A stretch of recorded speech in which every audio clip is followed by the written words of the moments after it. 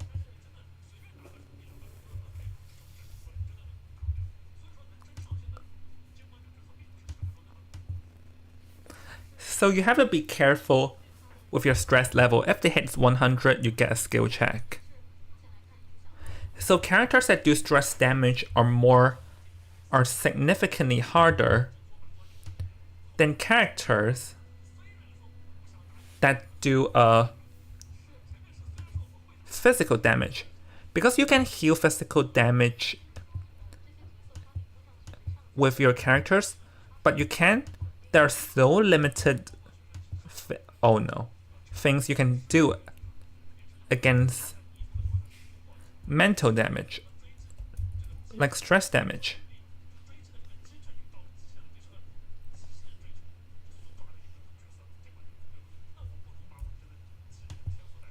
Right, let's get some sacks here. I think later I might even order delivery just so that I can stay at home to watch the most anticipated match of seeing Alex returning and also Wolves and WBG. Just maybe.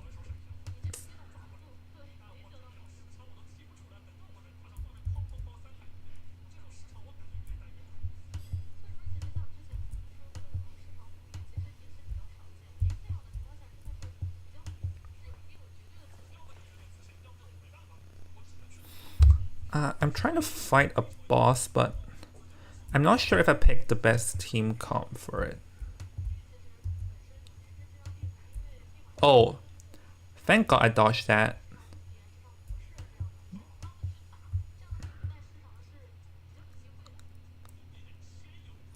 Oh, there's no enemies in so many rooms.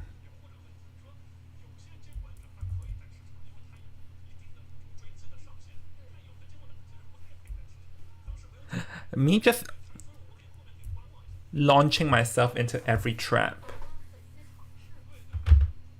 Oh, finally a battle. Oh, bruh. It messed up my team formation. Oh gosh, critical. Well, at least it helped me refer to my...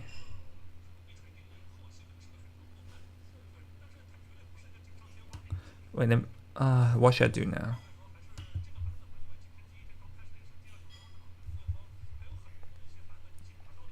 Against characters that have so many protection, you have to blight them. Like erode them.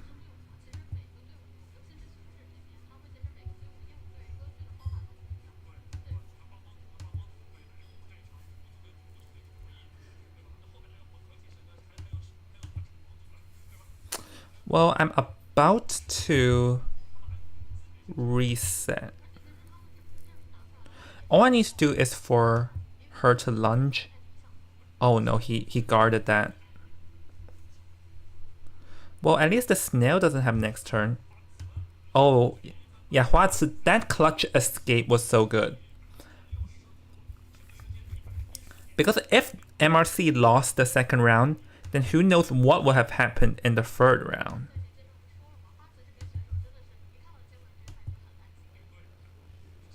Huazi is very good, honestly. I really hope I can escape.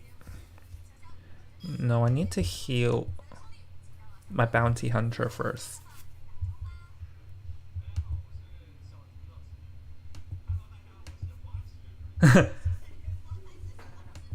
大家好，我是小迪老师。大家好，我是花慈。Them joking around.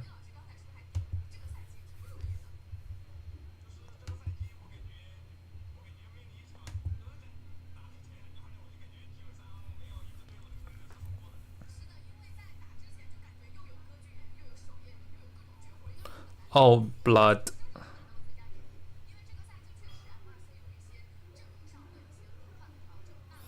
Yeah, I need to heal her though. Yep, I have a band-aid. Let's do this.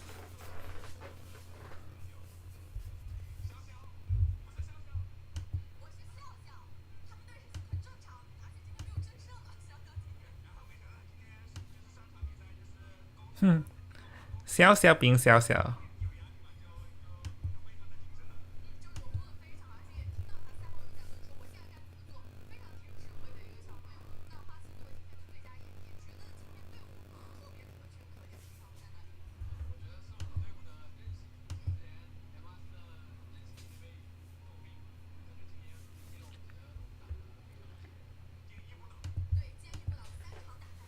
I'm just stacking Blight so that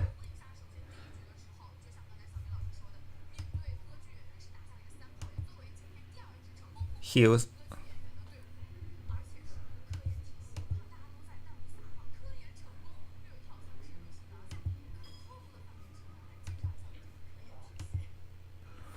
Alright, he only has 2 turns left.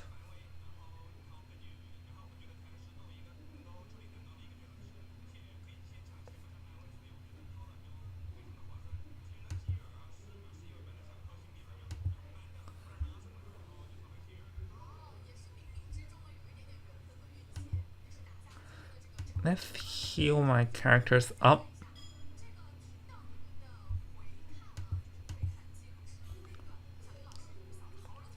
There we go. Sorry, you don't have a next turn.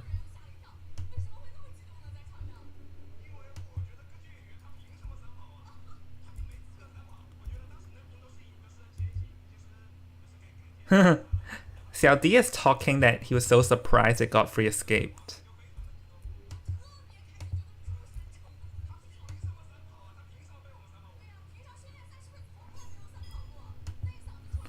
Huh. Oh, I still have another battle. Oh! You got to be kidding me.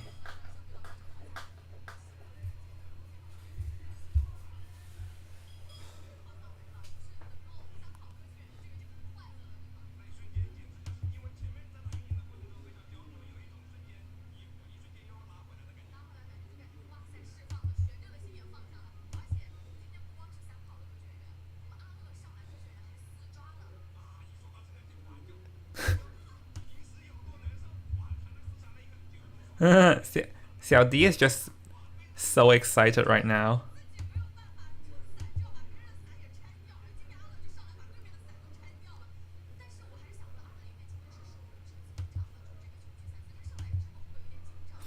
Okay, I've reset my formation.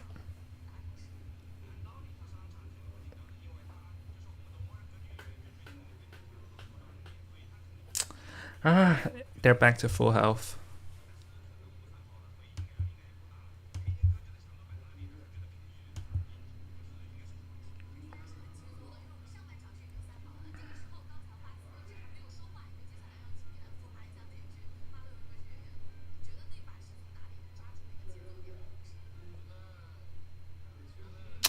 My stress level is so high, I sort of have to...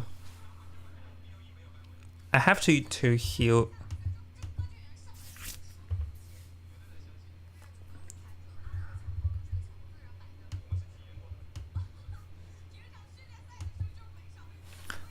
Stun? Nice.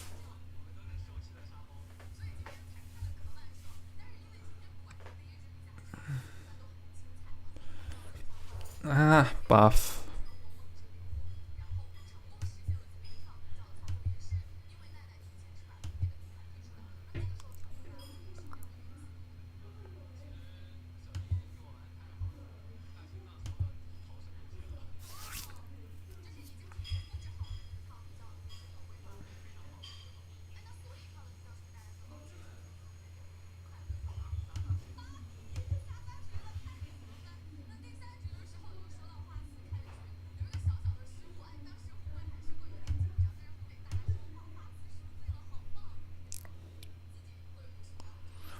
Well, got rid of 2.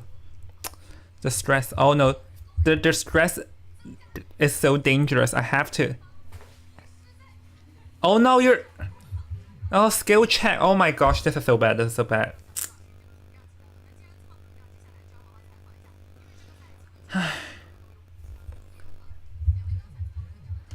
At this point, I'm not sure should I even continue this run.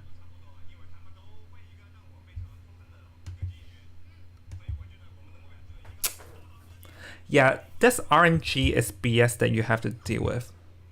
Like, you saw it just now, it was 70 and it stacked up to 100, and with me not having a chance to do with anything.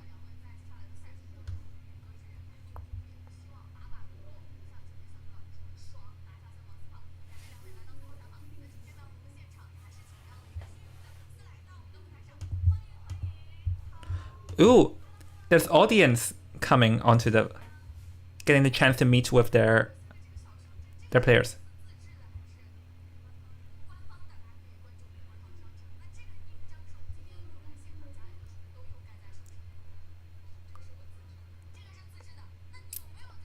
Oh, it's very. I honestly feel happy for the fans.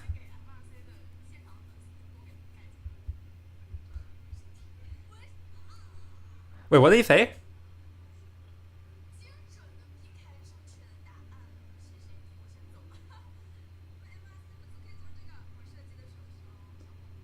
Oh, he's setting up for the MRC. MRC do the symbol.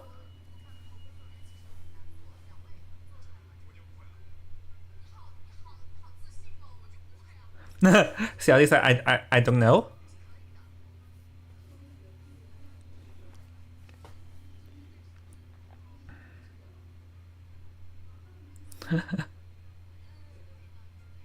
Oh, I feel happy for this fan.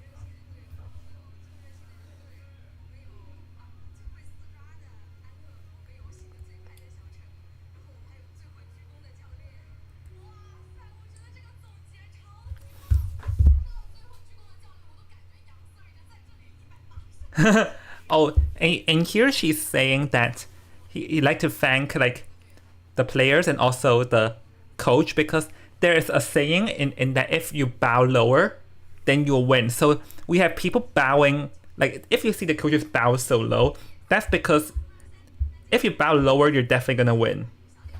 So we have people bowing more than 90 degrees all the time here.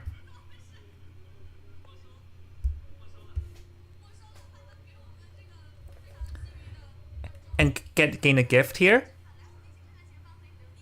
Oh, that's cute.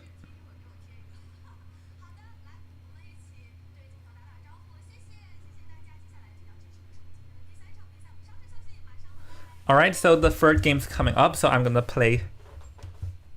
I'm gonna play this game while I wait. How do I do? He got inflicted. I'm not sure. Should I even continue?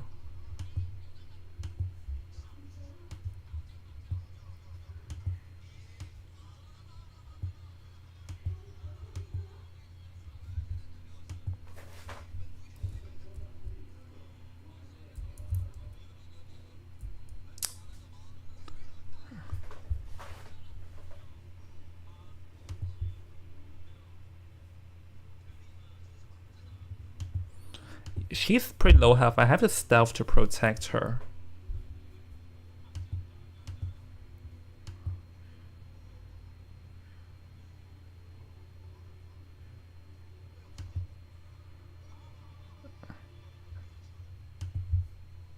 Yeah.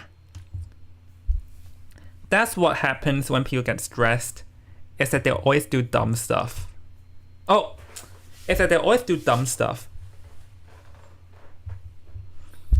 And here the abusive is that he will injure your own teammate. Oh, I'm lucky. They missed twice in a row. Oh, missed 3 times in a row. Nice.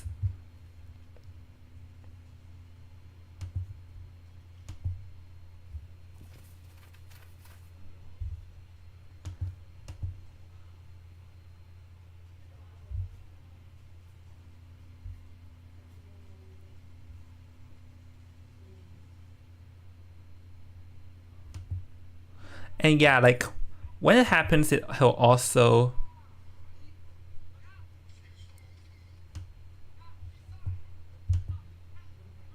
like say stuff to increase stress level.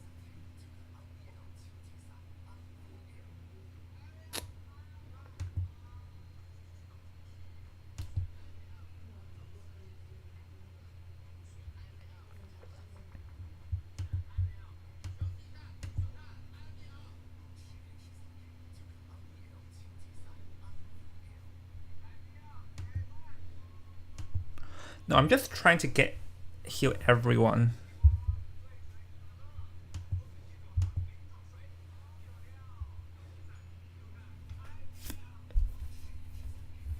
Oh, their stress level is so high. I really need to lower. And oh, what? Oh, he's adding stress onto my.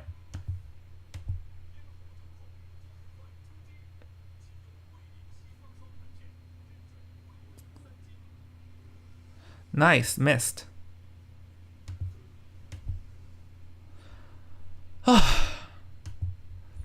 This is so hard. You know what? I'm gonna use it right now.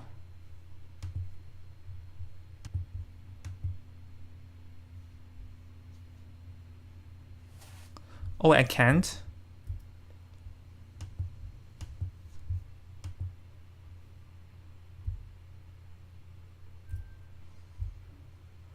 I think I can only use it in a room or something.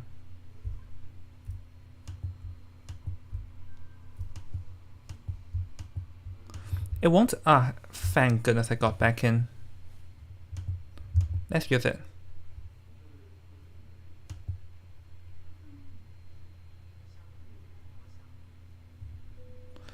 I need to lower down everyone's stress level.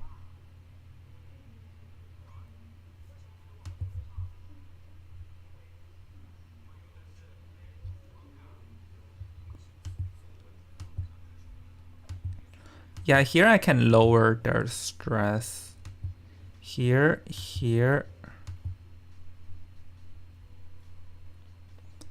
I have 5 more to use.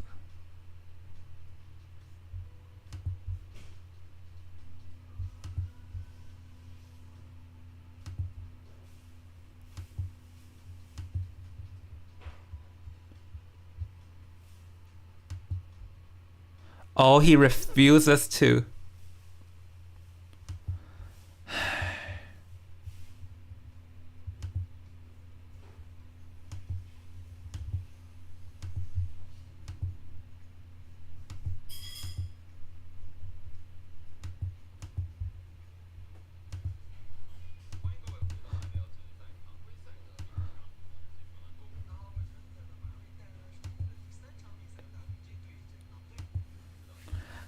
Their stress is so high because he's screwing up.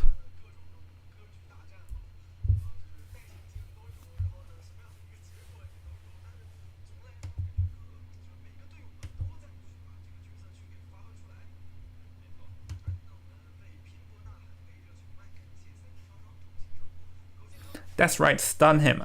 I don't want him to hurt my teammates.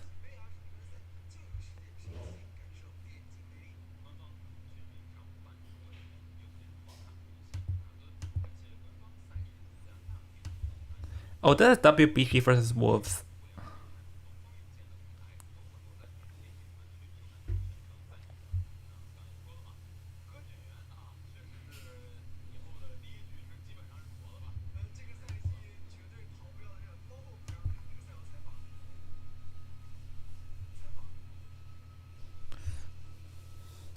I'm so ready for watching Alex versus.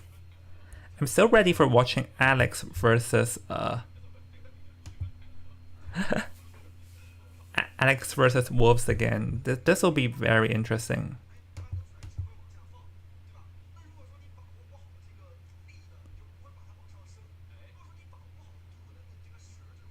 Oh, bleeding.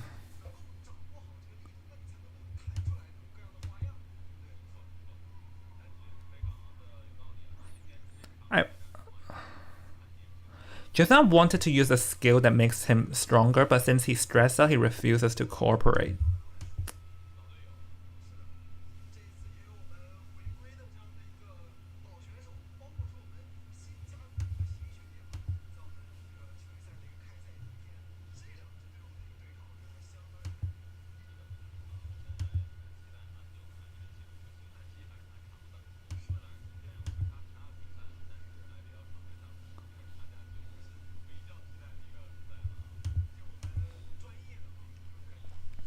There we go.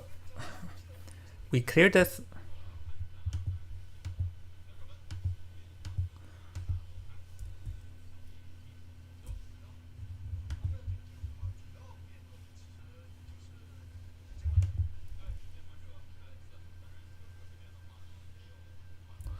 Okay, we're ready to fight the boss, but first let's get into here. This is a team that traded members with each other because we actually saw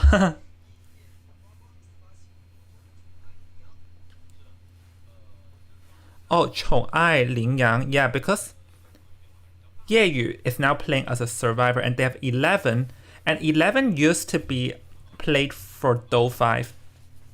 He played for Do 5, I think, in 2020 to IVL Summer, which is...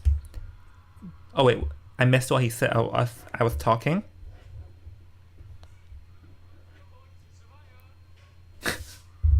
I did not hear it. Oh, 11 is playing here. Friends being friendly with each other. Alex Iron Juan 回忆 Long. And Wolf is 宠爱 11 487 Jelly and 呱呱呱.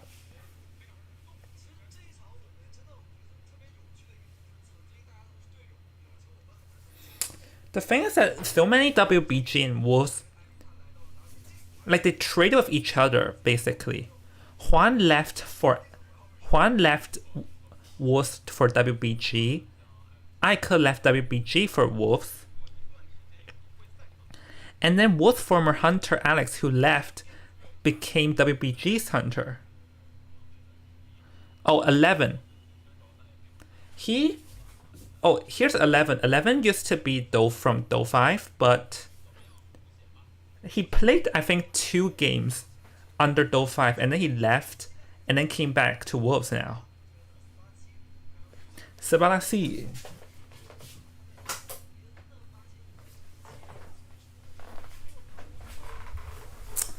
Honestly, I'm excited. Like, Wolves Survivor actually picked themselves up, but the thing is that even though last season, even after Juan came back, they still had...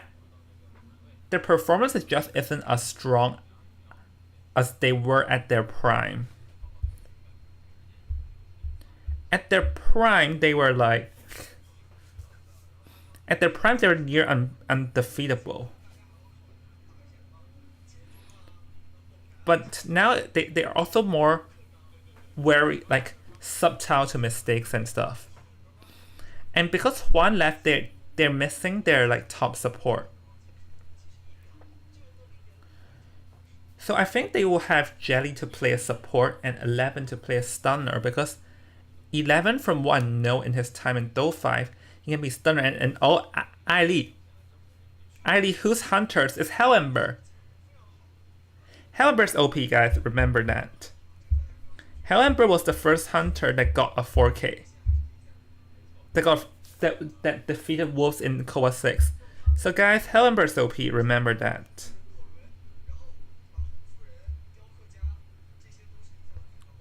Wolves crazy.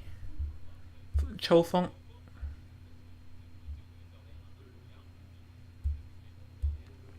WBG 小汪. Yep. We know all about them, so let's see. Alex, from what we last know, he can play... He plays the Hermit, Bloody Queen, Bonbon, Galatea, Knight, like... And even he also has the Axe Boy. Like, Alex has so many hunters, but the last we've seen him... Oh, it's Red Church. The last we've seen him, he does have Hermit. Like, he has lots of character pool. But since he did not appear last season, I'm not certain does he even still. Since he did not appear last season, I'm not sure how good is his Night Watcher Opera Singer. Because I didn't really pay attention to his rank.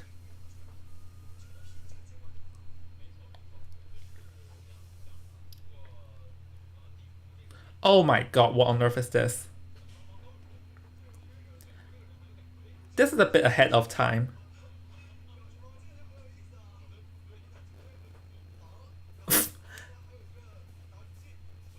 Alex.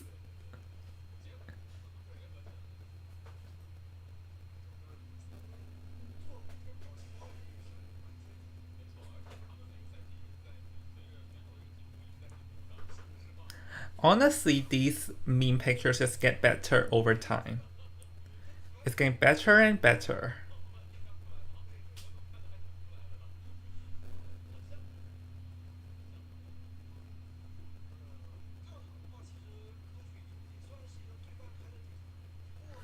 Opera singer in red church is actually pretty good. Because the whole church is opera singer's playground, honestly.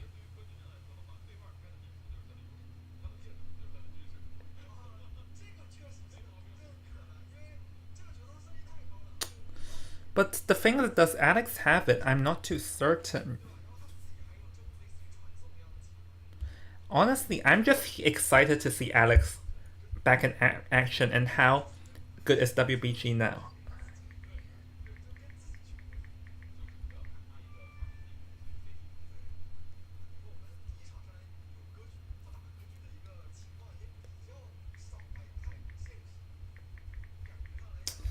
The thing is that everyone plays opera singer in BO1 now because she's just that good, and she's just that good. And her main strength is her ability to cut someone off afar, like to like stuff a rescue. Because the thing is that opera singer is the only character that has such high mobility. Like normal hunters, even though you know the direction, by the time you walk towards them, they will have gotten significantly closer towards the chair. But for opera singer, you can just warp, jump, jump, jump, and you can cut the survivor off early from the chair, which is a changing factor here.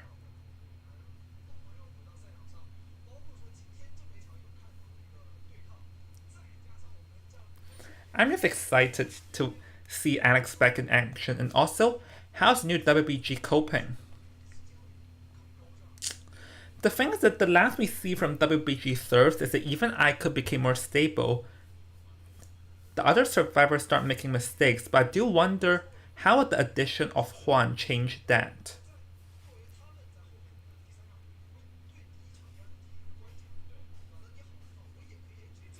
And really, I just want to see Alex. This is like a Wolf solo practice. Wolf practice doge.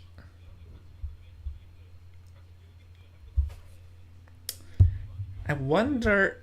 I think everyone has opera singer now.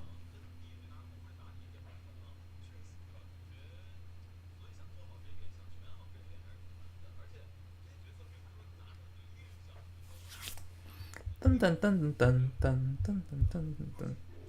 I'm just here to see. Dun dun dun dun dun.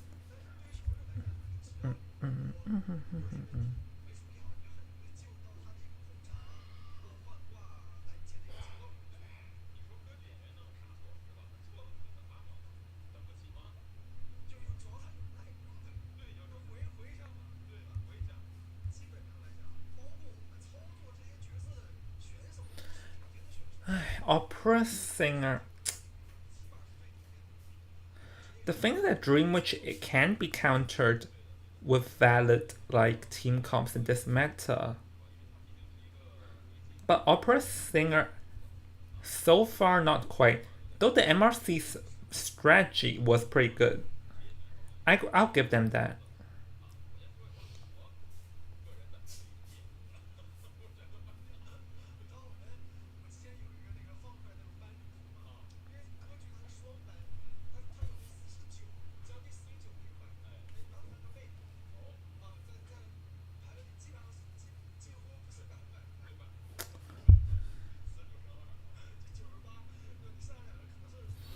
Huh. I do wonder. So I think they're likely gonna nerf the opera singer because it's too much in a comp. But if they do so, I do hope they also nerf the cheerleader. Like she's very good.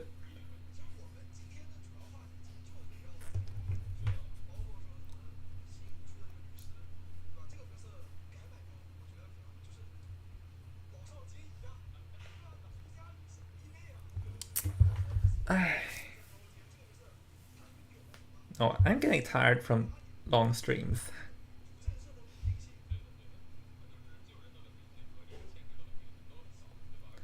WBG Alex. Never the day would I thought I'd see these names.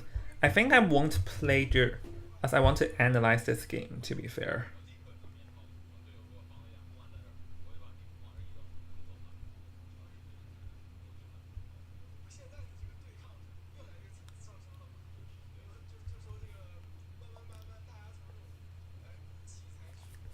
Opera singer Ban Ban Ban Ban.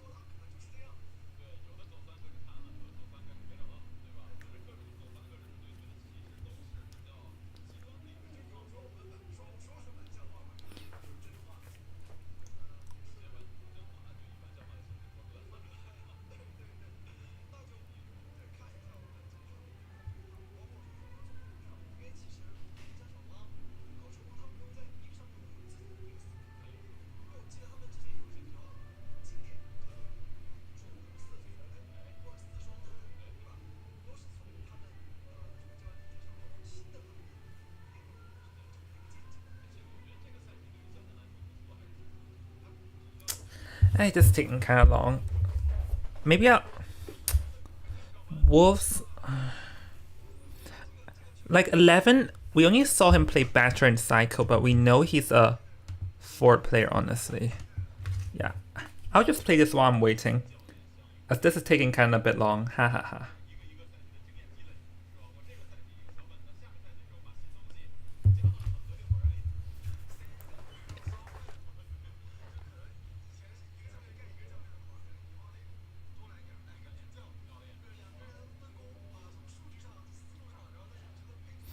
This is a very hard battle, honestly.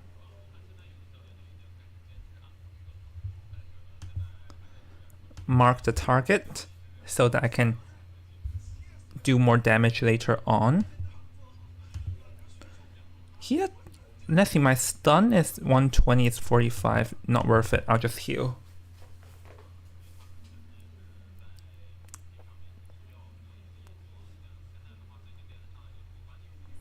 Oh gosh, that's a lot of damage.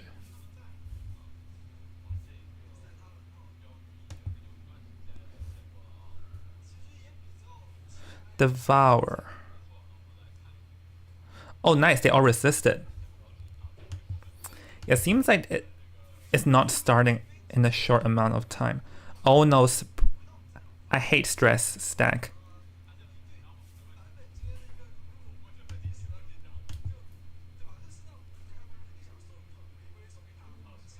Welcome back. I'm just gonna lunge to instantly revert the format. Not again! At this point, I might as well as discount her from being in the team. Oh, this one calls enemies.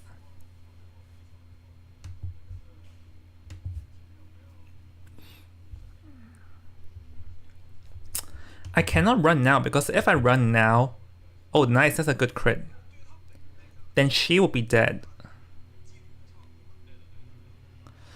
It's time for her skill check. Hopefully it'll be positive, but I doubt so. Oh nice! I doubt so, and it's nice. But her...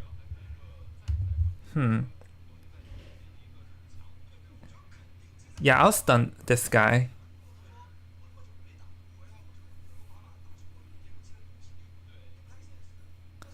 Oh, her skill, Evelyn's skill check. Yeah.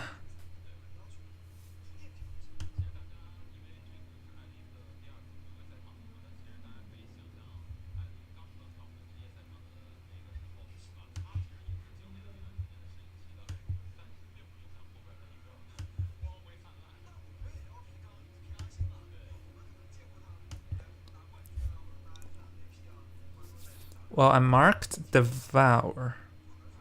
Blood. Oh, he's gonna do something abusive, gonna increase R. Well, I'm doing a good job, a decent job in terms of staying damage. Oh wait, the BP starting. Alright, so there we go, Red Church. So far we saw 2 Ever Sleeping Town, 2 Little Memory. Oh, there we go, Flare Gun. Court and Psycho. And we saw Lakeside Village. We haven't seen small maps today. And no female dancer. Yeah, I guess makes sense because he got rid of the anti and female dancer, which are both strong against the opera singer and lawyer again. Just how broken is Freddy now? Okay, Wildling too. Oh yeah, Wildling is good against the opera singer because you get off the board and opera singer can't do a single thing. So the only question is that if it is, yeah, opera singer can be played here. The Psycho, Cord, Lucky Guy, no, Lucky Guy, Lawyer, all can be chased. But if it's not opera singer, what else? Because Alex is a huge question mark because we haven't seen him in IVL for a long time by now.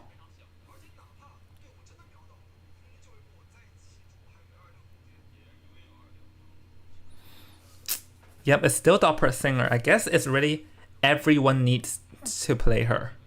So I guess everyone, we can assume that before like there was a period in competitive IDV is that everyone plays Dream Witch in BO1. So I guess we're in a period now where everyone plays the opera singer in BO1.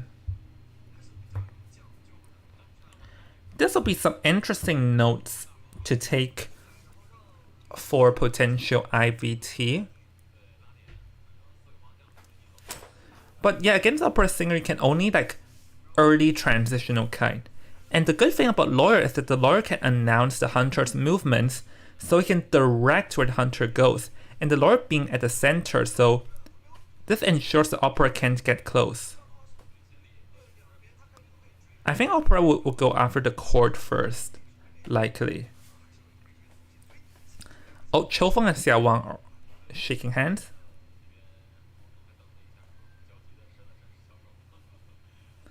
I'm ready for this game. Trump card. Yeah, actually the Wildling choice is smart because it ensures that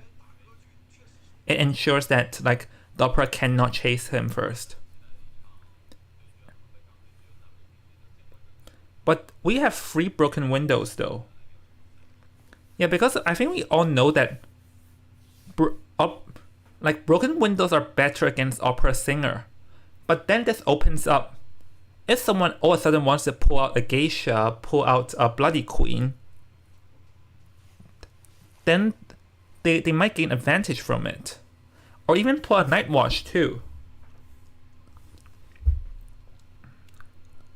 Like in certain situations, like Night Watch is 50-50, I'll say.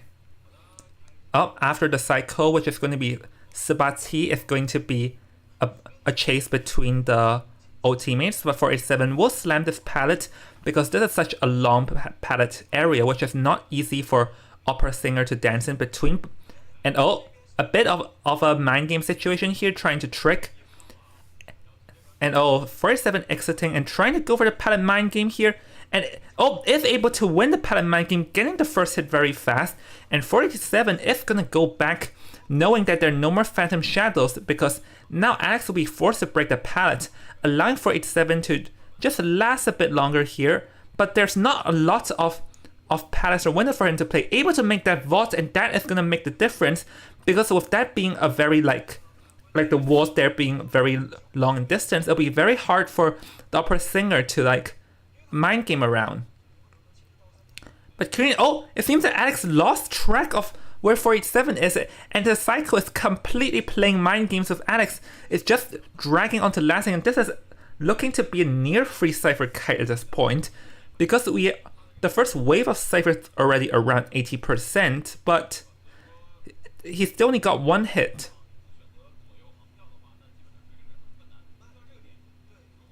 Is able to get the second hit, but the thing is that this is a near free cipher kite situation. And don't forget, there's the lawyer's fast decoding speed in consideration too. There's just too many things, and yeah, goes for the blink hit, but it's free ciphers. So yeah, I think as long as the survivors play this normally out, it's going to be a free man escape. Because you cannot cut off the wildling midway. A merc can be cut off, but not a wildling.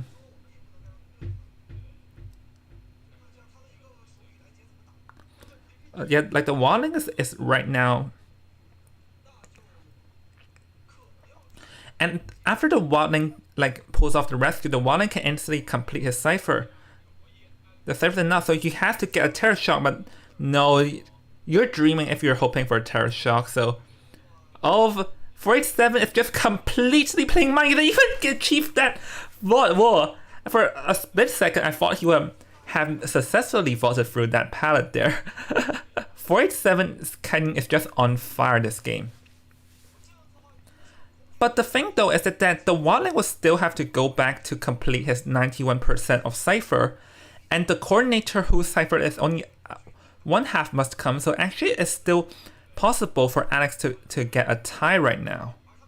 And the thing is that he can already cut off whoever's rescue, and don't think the rescue will be happening because it's near impossible. Like, he gets the flare gun now, but is he able to get the rescue? Oh, yep. Oh, he is able to. So yeah, this flare gun is pretty crucial in using it early. So even if you get busted early, you can still pull off the rescue. But but here they must pull this block off, and is able to pull off the block. So it seems like, but it's going to be stopping at the palace. So this will be mind games. And Alex is pretty smart in like positioning himself to make sure that he doesn't get pallet slammed. So unfortunately, 487 will be sent back to the manor, and this will be a 3-man endgame. And the thing is that it's still possible for Alex to get a free K or more, because the same situation as the ACT game earlier is that currently, apart from the wildling, no one has kiting abilities. The coordinator has nothing endgame, so this opens up a dangerous situation that if the coordinator doesn't last long in endgame, then the survivors can potentially like play for or the hunter can play for a free K rather. Gets the knockdown, and now this will be endgame, so now it will all be on how long can he last. But it seems that Alex made a bit of a mistake here, not exiting the same path, so opting to go for a TP and getting off the lawyer, but then both the coordinator and the wildling can now make a mad dash towards the back gate, so it seems that it still will be a form of like a tie situation. Yeah, like going to be dashing all the way across, but not going to be fast enough. So, yep, going to be a tie. And let's see. Wait, no!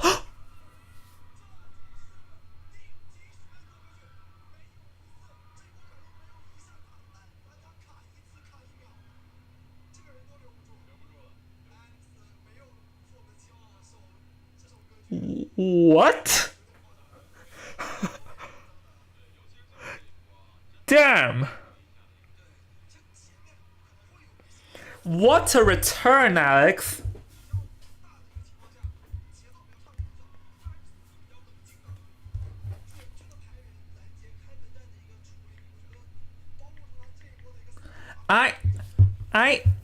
I'm lost of words.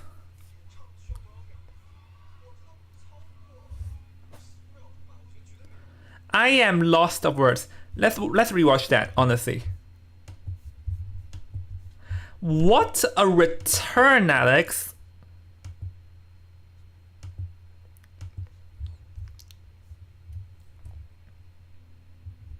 Let's rewatch that, shall we?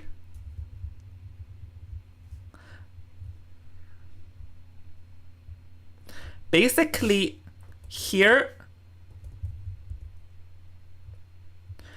I thought that Alex will be chasing the cord, but instead he's going to be TPing towards the gate and instantly busted the lawyer, which there's nothing the lawyer could have done, as he is so confident in his abilities that he literally teleported to the other side of the gate, going to kill whoever's there very fast, and dash back and is able to cut someone off. And let's see. 4 minutes and 43. It was 4 minutes and 43 seconds when he chaired the lawyer. Let's see how fast it took. It took him like 15 seconds to get back. Like, what on earth even is this? Not even the Night Watch at his prime can do something like that.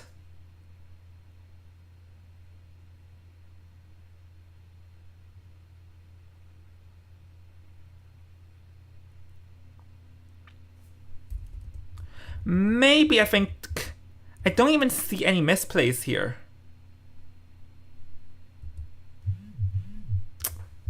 Like, you know when I mentioned earlier that it's a dangerous situation for a free K because no one had items? When I said that, I meant that I thought that if the cord goes down too fast, he can TP to stuff the gate. But instead, what ended up happening is they TP to the lawyer, gets the lawyer down, and has enough time to go back. Like, it's just so insane.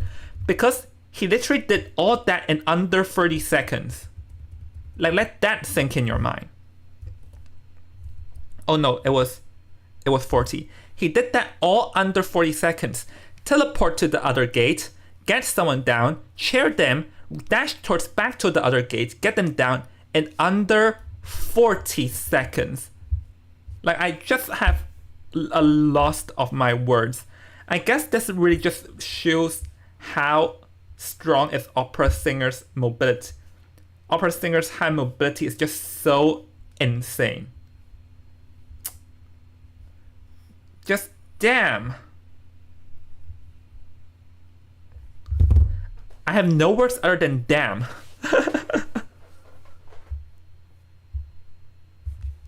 Like, could the survivors have done anything? Let me analyze. I'm not playing Darkest Dungeon for now.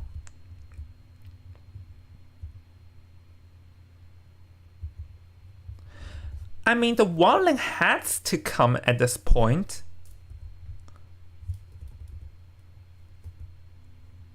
Because, like, you can see his timing from approaching was so dangerous. Like, he could not have finished decoding, or else a disaster would likely have happened. So him not finishing his cipher is unavoidable. And he is already dashing back, and the Psycho, there's nothing the Psycho could have done here. And really, I feel like the changing point is first of all the cord failing to body block. Like, using the flare gun is also a must, or else she would not have made that rescue. Let's see. Because, like, it's a dangerous situation if he chose to get hit, then TP back, because there are just so many things that can go wrong. Firing the flare gun first is the safest option that she has.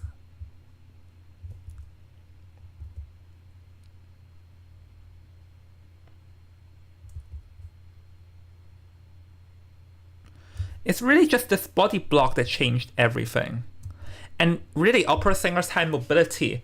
If it was any hunter, there's no way they could have dashed all the way across like that.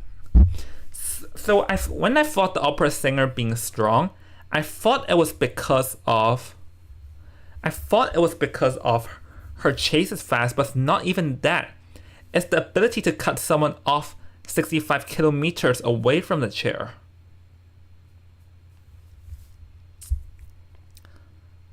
Well, Alex, I'm impressed.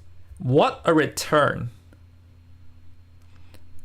Like the 487 kited him out for very long, but it was not exactly enough for a free escaping game because of the Opera Singer's high mobility.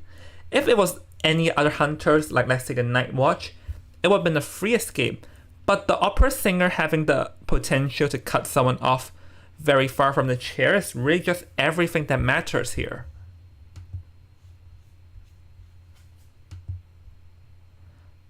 Just wow. I'm impressed. I can't wait to see what else does Alex have.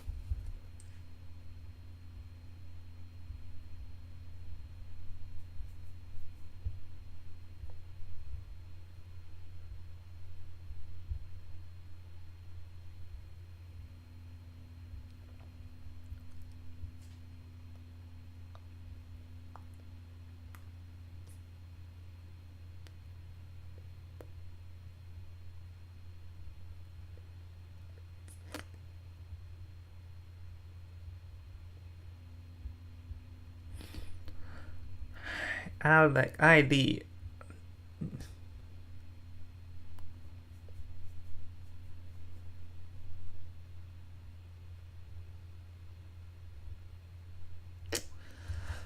Just, I don't even know what to say.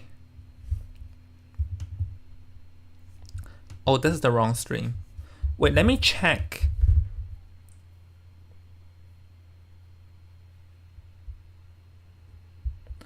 The hunter is Chong-ai, right? Yeah, Chong-ai.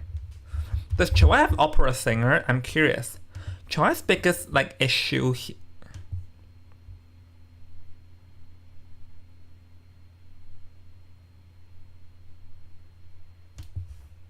Chong-ai's biggest issue when playing last season is that his character pool is not enough. So I do wonder. Oh, nice. I won. No, I.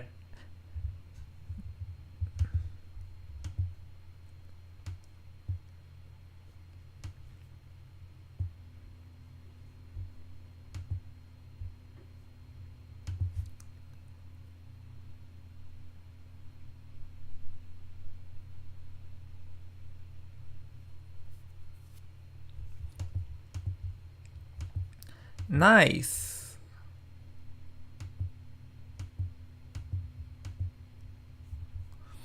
Okay. Is Chong-ai here? Seer Anti. I think Chong-ai also has Opera Singer. So here, WBG will be picking the Acrobat and Female Dancer because they are pretty good against Opera Singer.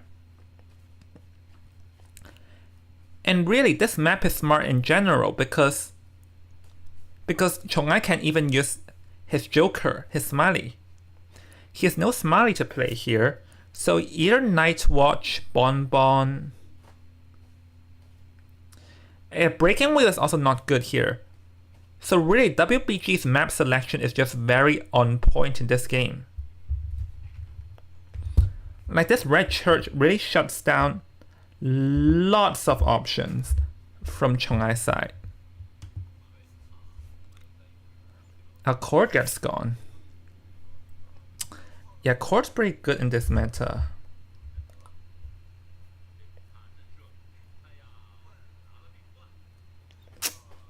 Yeah, but this is a very kite-heavy team comp. I'll say that much. So it'll probably still be Opera Singer. So really, it's just a matter of fact that how can we see the Acrobat in the mix here?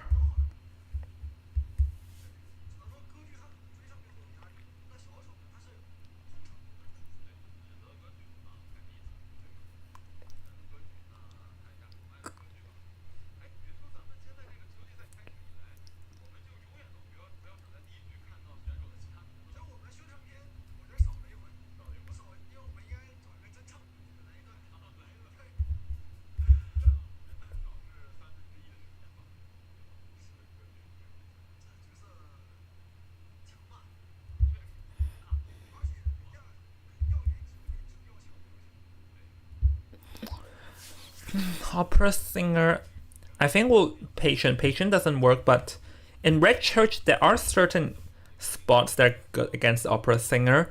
Graveyard being one. And the church window maybe, but the church inside is really opera singer's playground. It's like dash. There's like 65 phantom shadow areas for him to dash at in that specific spot. But does Chong have opera singer is a question. Yeah, he does.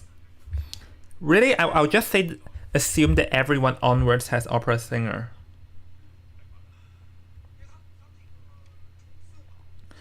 Just the question will be, how good is it? Because Alex demonstrated very strong opera singer skills.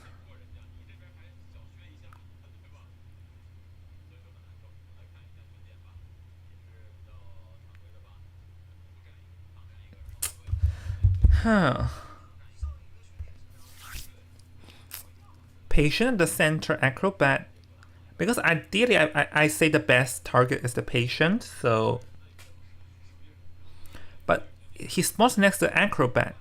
I feel like acrobat will be better in kiting the opera singer rather than the patient.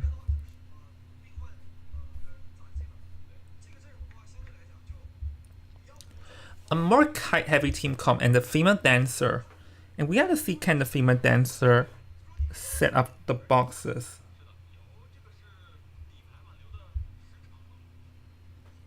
Oh, abnormal opera singer. Because really, opera singer, you really don't necessarily need the blank. And you can dash to kick ciphers all across the map, as I mentioned just now. But really, we didn't see that play off earlier. Wait, my memory is a bit fuzzy. We didn't see the abnormal come into play from earlier though. From Siama come in earlier. So I do question, would it work now?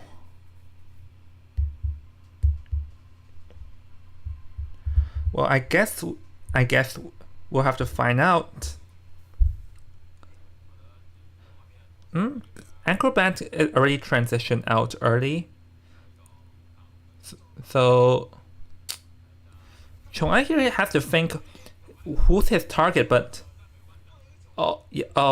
if able to catch Long and whoa, that VOD.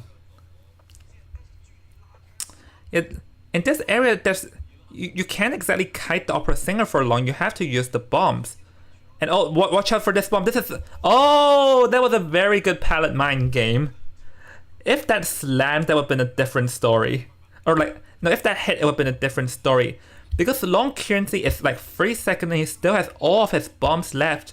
So he's setting a good position for himself and use the firebomb, forcing Cho-Ai to get out of the dashing or like the opera state or the phantom state. So he's just doing a pretty good job and uses another white bomb across. And this is why I think that the acrobat is very strong against, or rather decently strong against the opera singer in terms of kiting. But oh!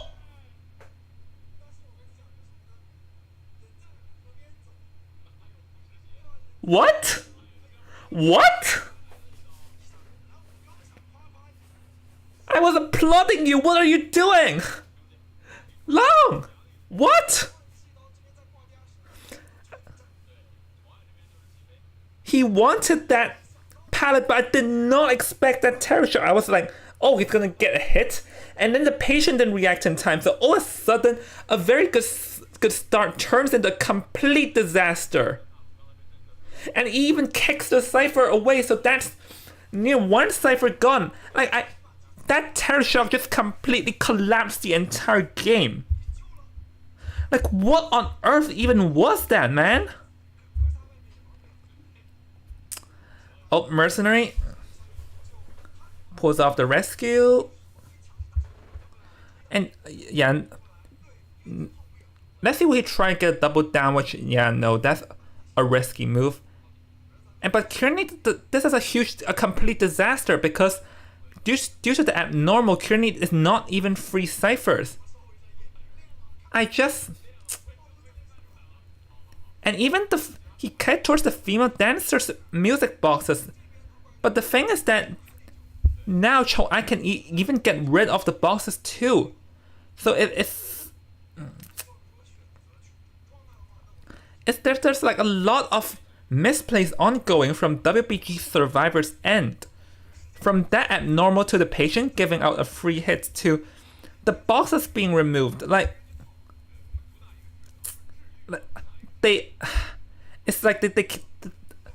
I'm lost of words. It's like they sort of screwed each other over. Like acrobat's unexpected terror shock led to patient getting a hit, and then the acrobat going down where the female dancer's boxes are, so there are no boxes to use in rebound kite. So at this point, it's not even free ciphers, and he can always try and locate the next one and kick it, so that's another half cipher gone.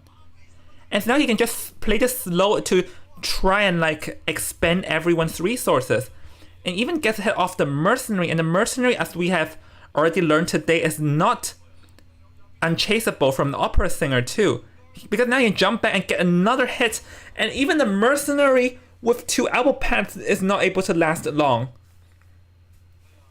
And with 2 whole ciphers remaining, how are the survivors going to come back from this? Because the patient has 2 hooks, but the dancer only has 1 music box left as support, so it's really an every man for themselves situation. The patient will be approaching now as he does not want to get cut off. But let's see, can Chong-ai realize it? Oh, never mind, busted him in his tracks.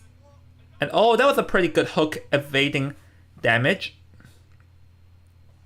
The mercenary does 1 elbow pad but won't do much, and now Chong-ai has other ideas, gonna go after the patient instead because it's really anyone's game for him. And now the female dancer will have to come. And let's look at the cipher progress. We still have 3 half ciphers, 1.5 cipher, and there's just no way they're able to do so. And if he wants, he can go and abnormal the same cipher again. Oh, never mind, I didn't realize it was in cooldown. Just look at this, it's just dashing here and there and gets the hit, but Juan placing a box pretty good to slow down the attack recovery, and the patient has 1 hook to utilize with and is able to hook and get into, but let's see, no, not being able to do so, and the basement is here, so now Chong-ai could just slam Hui down at the basement, and no one is able to pull off this rescue now. So this is going to be a 4 survivor elimination game. I guess this is the one game we are seeing where the opera singer's real strength is coming into play. And even he hears the abnormal, even things goes bad, he can just even slow things down even further, or he can save it for blink or TP if he wants. Yeah, so really just gonna pressure the mercenary just so that he can go back.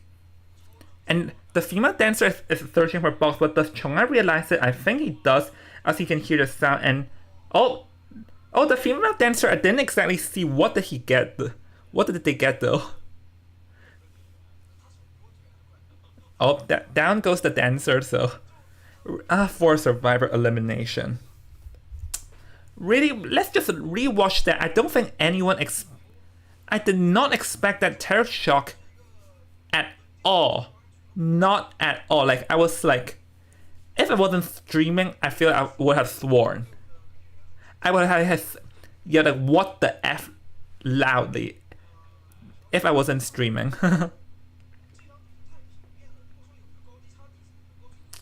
Oh, but Chong-ai can't find where Iron is though, because Iron is hiding in the graveyard, but Chong-ai didn't exactly get close.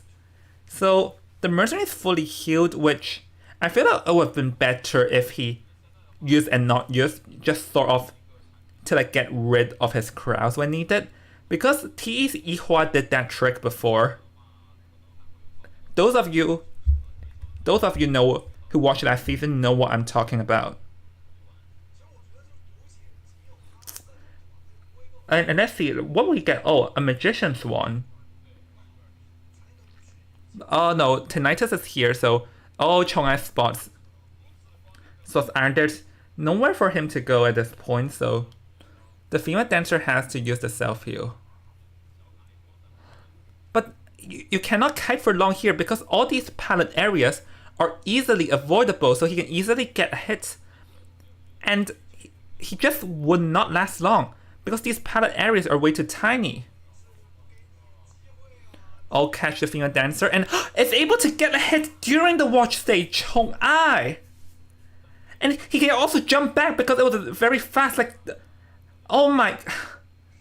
Yeah, I think this explains why opera singer is powerful now.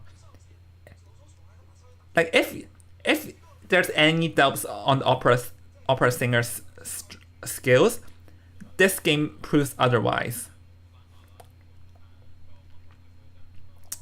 Yeah, Mercenary, Iron here wants to heal Juan, but Chong-Ai would not let him, so there's nothing he can do but watch him to bleed out.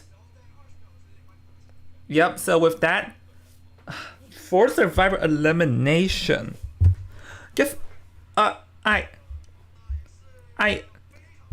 was stunned last game from Alex, and I'm more stunned now. Damn, Chong-Ai.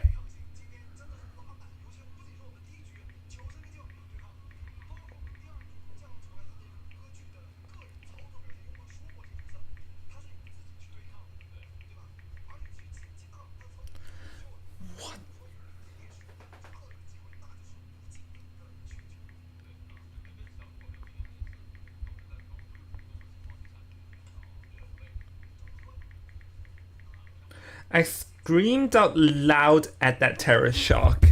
Or if I wasn't streaming, I would have sworn.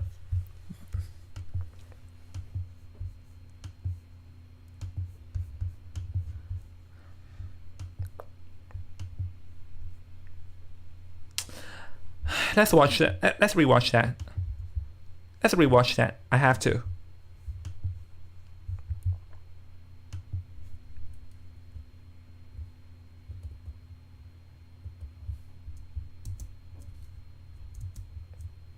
And yeah, I did not know what was Hui doing here. I think Hui expected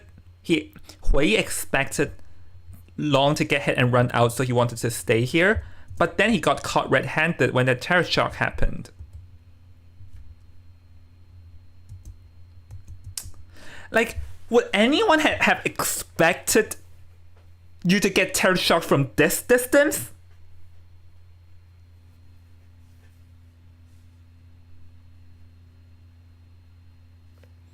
Like, would anyone have guessed that?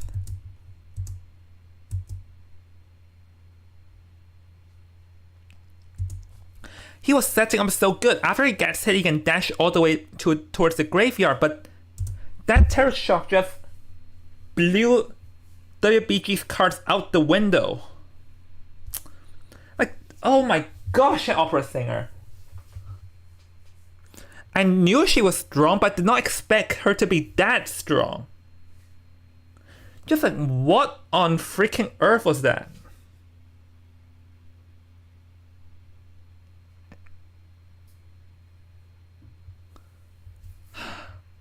Yeah, and there was no turning it back, but I really feel like Da Long shouldn't have gone down where the female dancers' boxes are, because that just dwindled down their resources even further.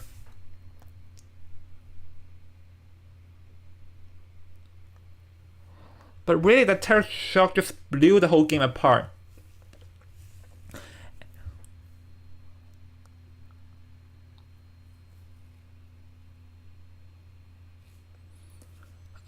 Yeah, and abnormal worked out this game too, because if it hadn't been that abnormal, it probably would have. They could have had enough ciphers. But really, it's just from... Like, let's say if the game has continued as normal. Let's say if this wasn't a terror shock.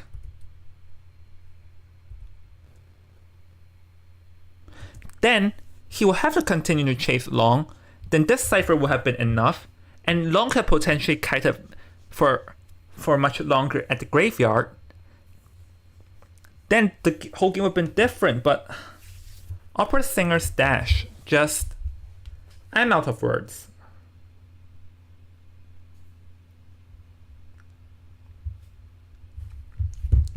Oh, by the way, like I'm a Hunter main, but never played Opera Singer. Like I tried it, and it was a complete disaster, so I never did.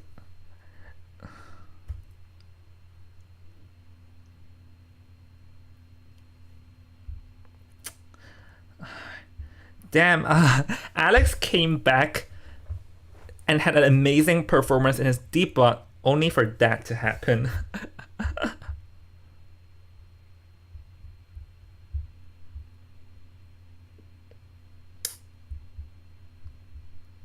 I don't know what to say. I really should... Later, let me check after the stream ends. I should check and see how loudly did I screamed. But yeah, Chong-ai is just so amazing. An amazing breed of a hunter. Because we have been talking for so long how new hunters cannot integrate. Because now amongst all the hunters active in IVL, like the main hunters active in IVL, only 2 of them are not the OGs. One is Chong-ai, the other is An Yi. Everyone else was around when IVL began. I mean, I guess we can count Xu Anle as one, as he was already there last season. But he's not the main hunter, like, you know what I mean? He's a sub-hunter that does need to get used in dire situations, but yeah.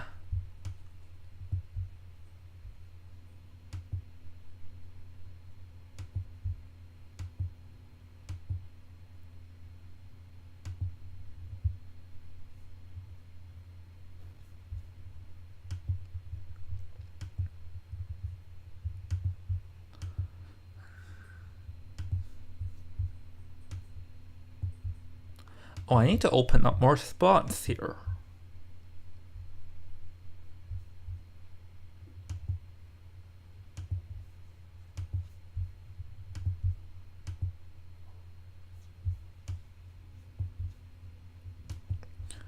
Do I have another boss?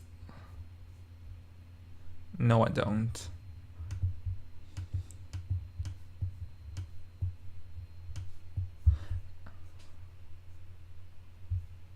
Yeah, I should send some of the new guys. And what happened to you?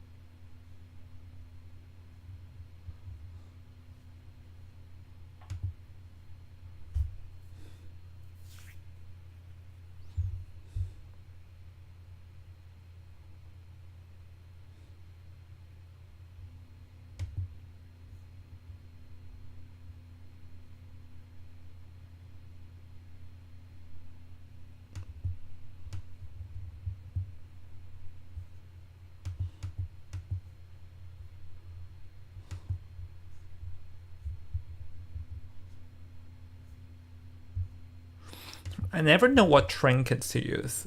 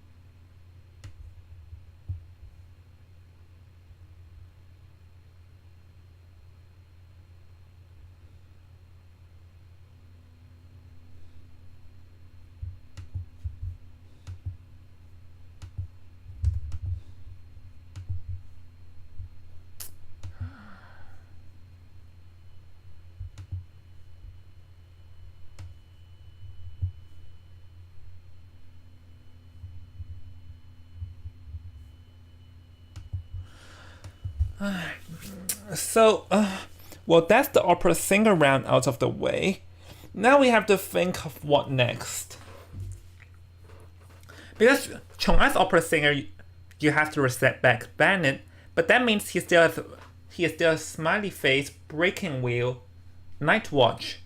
I think mastering opera singer makes Chong-Ai an even terrifying hunter. And it's just so amazing how terrifying Chong-Ai is now. He really completely integrated. He completely integrated.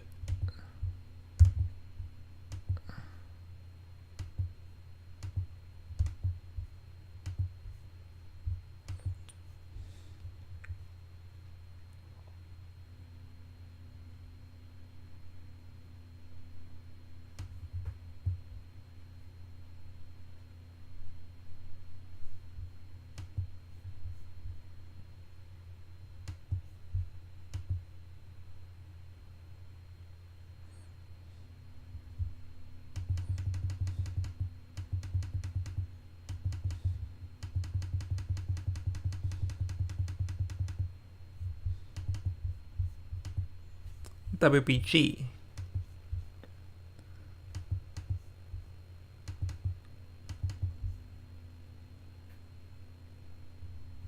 Let's check something. Okay. I'm ready. Let's embark. No seer, no priestess, female dancer, and acrobat.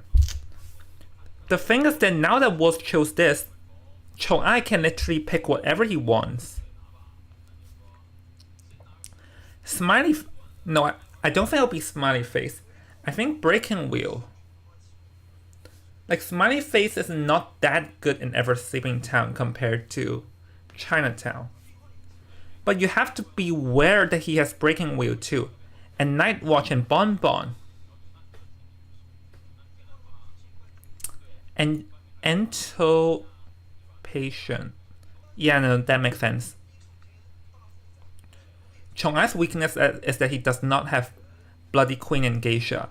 That's his weakness.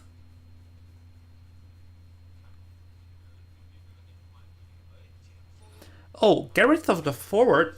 He doesn't want stunners. I think maybe Breaking Wheel. Breaking Wheel doesn't like stunners. Oh, and yeah, oh, bruh, how can I forget? Chong-Ai has Hermit. I guess, yeah, actually it might be a Hermit. I don't think it's Wheel. I think it might be a Hermit. But the thing is that Alex also has a Hermit, so will we be seeing battle between Hermits? The last, they have one kiter, one support. Maybe like either another support. Maybe coordinator is good. Or even a psycho. But yeah, if the hermit, definitely need a psycho or barmaid. Oh, chord. But then this opens the door for Chong-Ai to play the hermit though.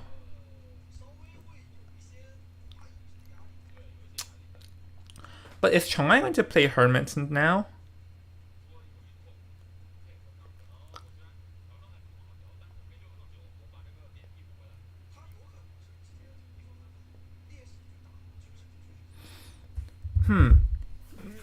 Because I don't think it will be a breaking wheel. There is a flare gun and toes bugs to consider. Smiley Face will be hard because the Ento is around. Night Watch, I think they're better options. I really think it will be the Hermit here, as I don't see anything else that's possible.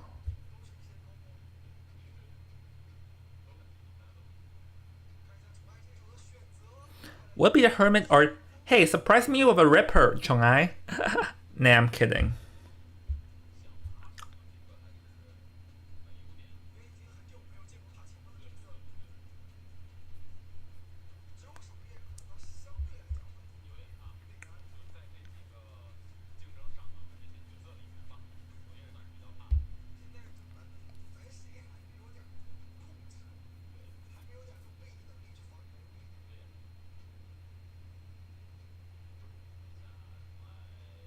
Oh?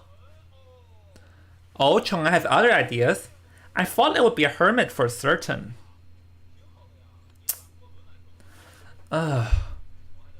Let's see, breaking wheel.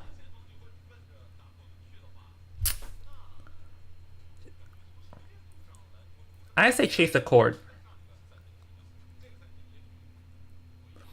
Ento is a question mark because Ento is 50-50 because Ento can just juke around like a 50, juke around in open ground. It's like can juke around, making it hard for the wheel to spike. So I say probably chase the cord because Patient does have a potential to leap on 2 stories. But yeah, we know that Chong-Ai's breaking wheel is also very strong. Because Chong-Ai is good at hunters that have fast movement speed, aka the breaking wheel and the smiley face.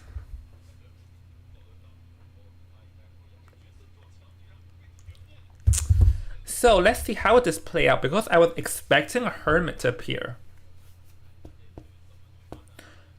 But also now I'm realizing why they didn't pick the Psycho or Barmaid, as they were aware of a wheel possibility. But I can only say this also exactly shows just how versatile Chong-Ai can be. Like if you pick, because the thing is that here, if he wanted, he could have picked Hermit too. And because you know I have a wheel, so that means that they cannot pick Psycho or Barmaid, because if they try to pick Psycho or Barmaid, a wheel is waiting for them. But then, if you don't pick it, there's always that possibility of a hermit.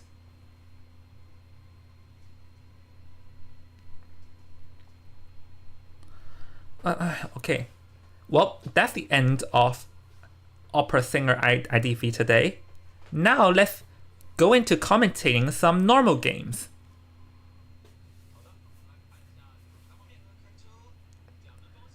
Going straight for Juan's Ento, but Juan's Entos is very strong. And as I said, Ento has a high potential, but it's able to land the first spike, so now everything changes. And Chong-Ai has very good...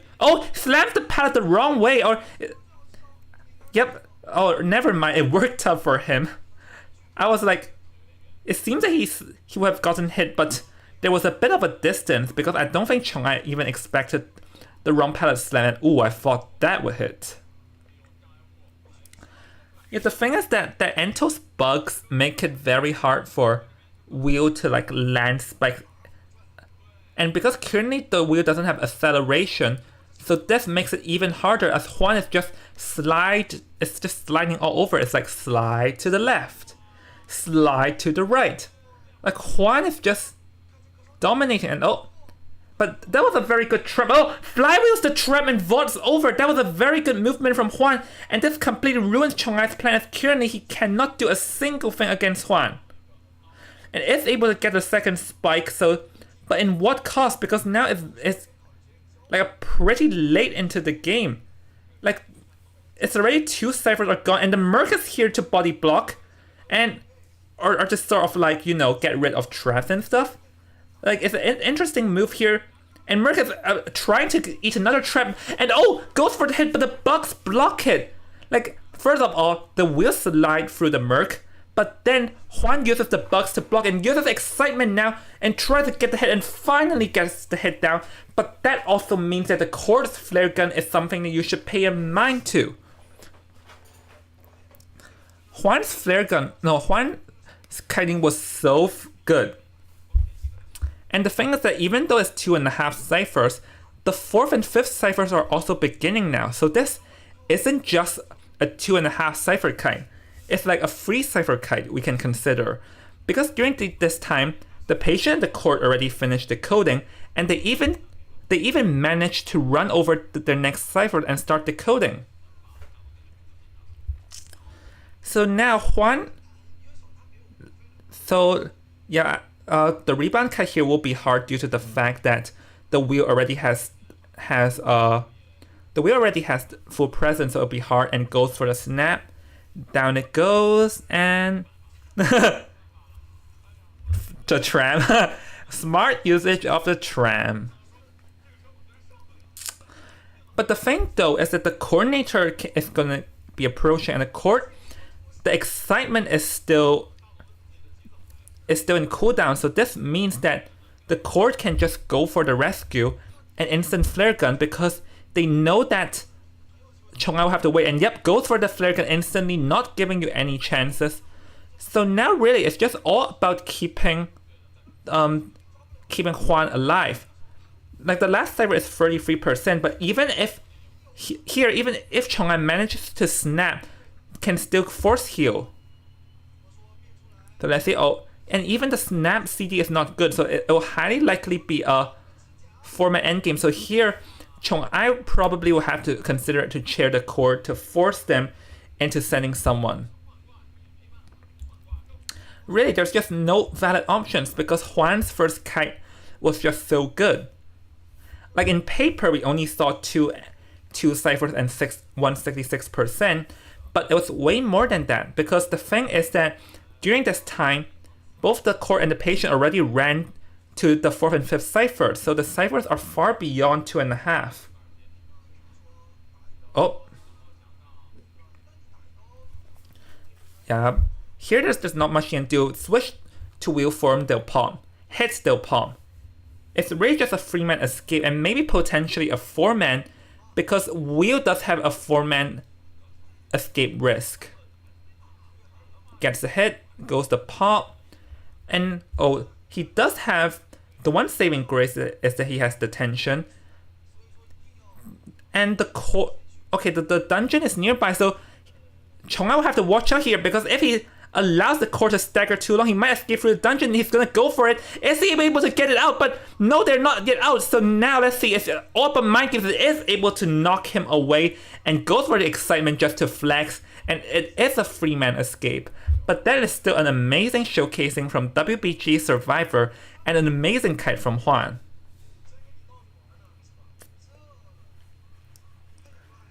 Yeah, that's what I've been saying before the game, is that Huan Ento has a strong kiting potential against the breaking wheel. And that's why I feel like maybe it would have been better to chase the coordinator first, because the flare gun can be eaten by the excitement. Okay, so here's the thing. It's a 6-3 and the score is a 1-3. That means that the current score is 7-6. Wait, did I get that right? Hold on.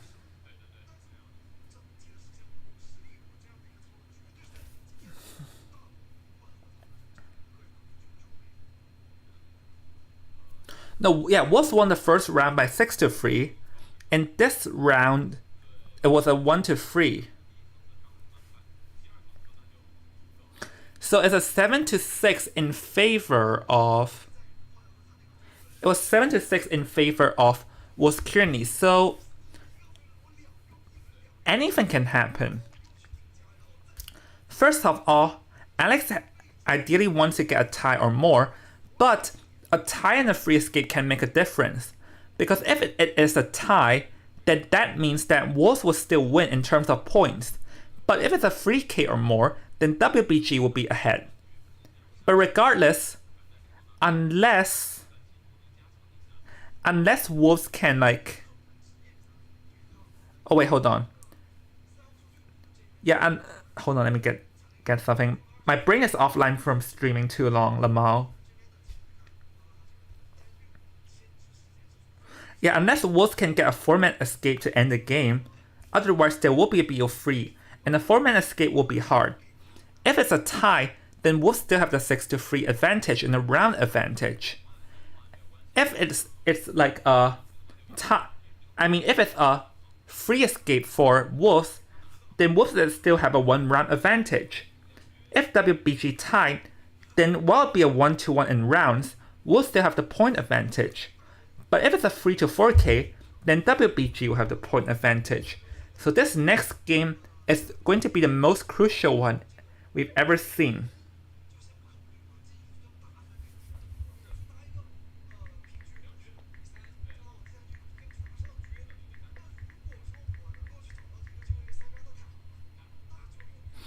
But ideally, I think Alex still wants to get that tie first. Best to secure a tie before you try anything else. If you cannot even, if you can't secure a tie, then there's no point in doing anything else, you know?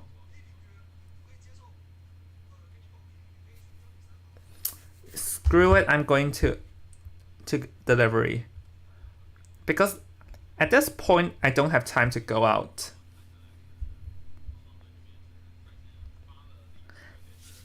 Hold on, guys. I'm gonna stay silent while I order a delivery for me.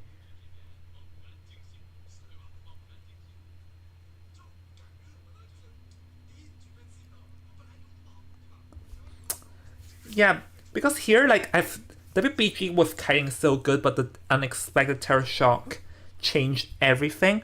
But they did so well, so now the pressure is back on Alex to get a tie. And Alex will have no opera singer, so I wonder what else he has. He still has Bon Bon, Naya, Disciple, Sculptor, Breaking Wheel. Alex is also very versatile. Yeah, but hold on. I'll stay silent while I order my dinner.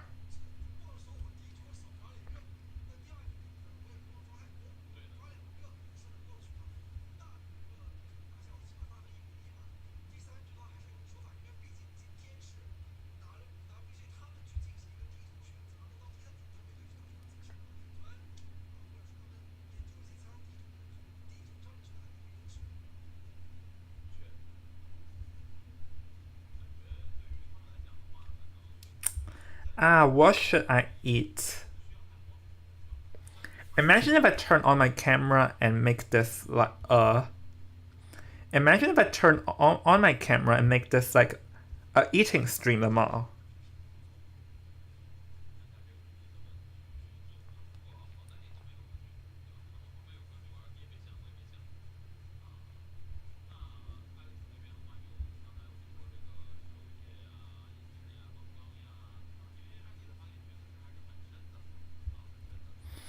Huh, how much would this be? Six.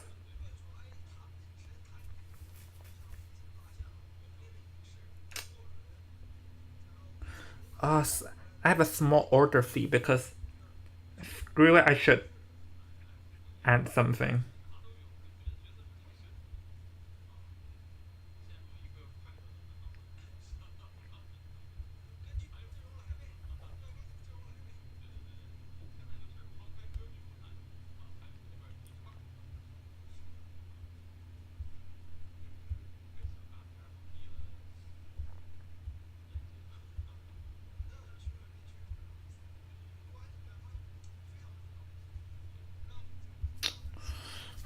What should I add?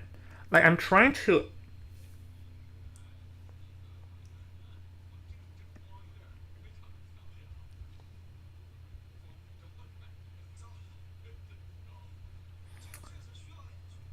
Basically, I have to. No, I don't want to eat the egg, so I'll just eat.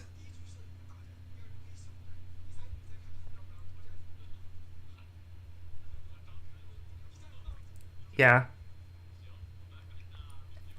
Alright. Well, since the opera singer will. I think it's just fair to default everything to opera singer being gone. So it's really a question because Alex also has a hermit. We really should pay this in mind. Oh, the antiquarian. Funnily enough, we haven't seen a lot of antiquarian today, just due to the fact that it keeps on getting banned. Anti-patient.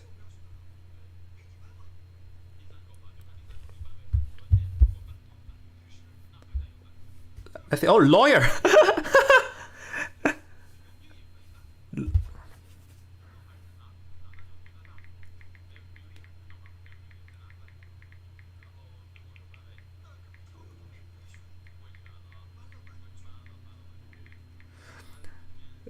Guys, never the day that I thought I would be seeing a lawyer on being banned in IVL.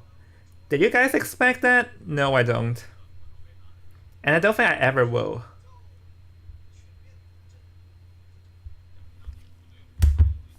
Oh, there's also the entomologist. Hold on, I'm trying to. I need to be a bit aware of when my delivery is here. As yeah, in my dedication to stream, I cannot go down to have dinner.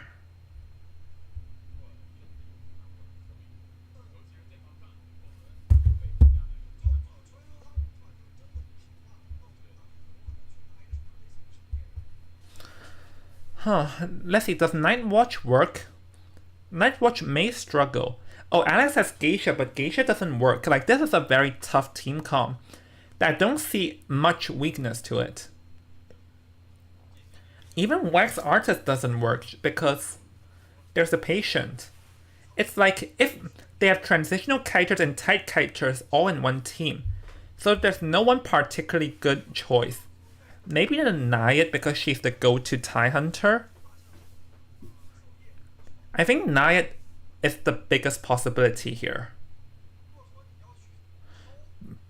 Because he wants a tie. Yeah. He wants a tie, so Naiad.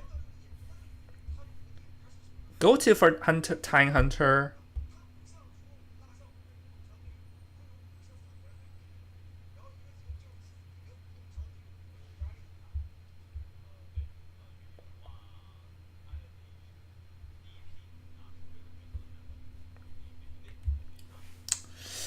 So, now let's see. Knight here, he can actually shave anyone, but the Ento can give a knight a hard time. So ideally, she would want to chase either the patient or the antiquarian, as both are favorable targets.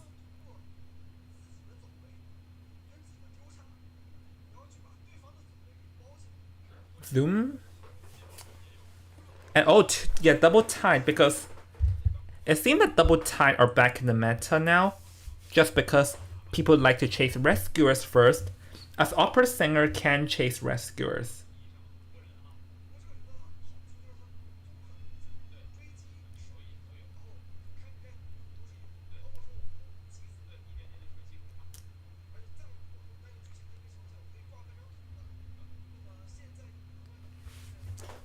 I'm ready for this. If the Thurs want to free escape, then it really depends on how well they coordinate, because Ento can give a knight a very hard time. And the anti-Quarian also, like we've seen that in Koa 6. In Koa 6, anti-Quarian's been smacking the fishes like no tomorrow.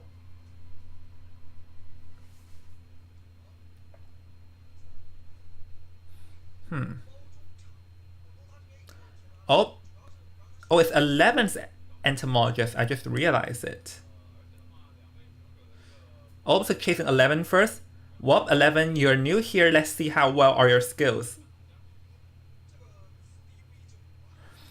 Yeah, in theory, Ento can kite against the knight. And going to transition out, as the one thing you do not want to deal with is a basement knight. But uses the bugs now, but there is a possibility of her getting hit. But nope, exits the bugs early in order to evade that hit, which is a pretty good. But there, he's getting trapped in this tight corner, and it's going to be getting hit. So this is a relatively fast hit, and not to count that blink is coming up in around 5 seconds. So it seems that this will be a very fast knockdown. And because he's trapped in the moisture, and even if the bugs are coming in now, the only thing it will really do is to force out a blink. Because one blink and down goes the Ento. Oh! But he bounces off and misses again onto the bug, so this is also a different situation. And this is an Insolence Knight, I was just realized, and does able to get a knockdown. But that blink was very deadly. Because it bought more time, but still 2.5 Cypher Kite is a relatively short kite on the entomologist, because I felt like the entomologist could have considered to loop the corner house more and exit only after getting one hit.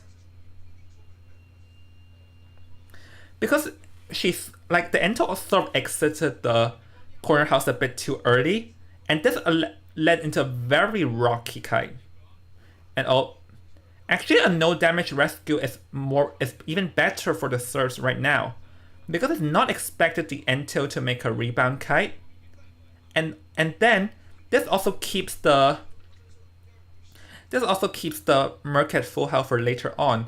And 11 here will not be giving any free hits, as he does not want a full presence deny it. But the bees are gone, and I think the serfs will likely consider to sacrifice and play for a tie. Because it's hard for the Ento to like go for a rebound kite at this point. And no one has tide turn, so no one can really protect. No one can keep the Ento alive, so it's more worth it to sacrifice and, you know, try to go for the end game.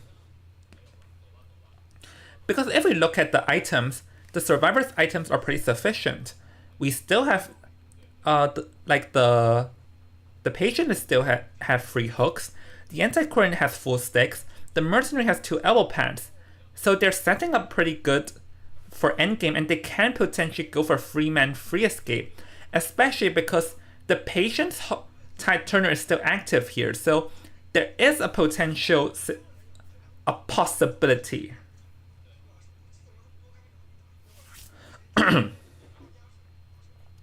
Alright, Anti-Quern is gonna be chased 487, juking around Alex, their former teammate, and goes for the swing but not managing to hit. So this ensures that she's damaged right now, so he has to watch out because one blink and she'll be dead. And her Cypher is the one with 86%. Oh, good. That was a pretty good mind game slam, and now the Cyphers will be enough. And we're approaching endgame, so the survivors will have to think, how are they going to set up for a free man free escape? And they're definitely having to send the mercenary back and rescue, but the timing of pop is also crucial. First, they want to save the patient's tide turner, but then they will also want the Merc to be in half health before popping, so that the Merc can potentially go for a full damage attack, and then have the patient rescue if the situation is correct. Oh, have like a pretty large circle. Goes for the motion pop, and the motion pop is going to happen. So now the third will have to play this very carefully, because if the anti-current goes down, now they cannot pop it. So the anti-current must try and stay alive until the mercenary goes in half health, which is right now. So it's lasted long enough. So let's see when exactly what they plan to pop. Goes for a stun, so I think now is the perfect timing to pop. And Nayat has other ideas and will go for the mercenary, but the Merc still has 2 elbow pads. So there's a possibility for the Merc to kite towards the dungeon, which I forgot where it is. Oh, it goes for a blink and fails again! Alex's blink,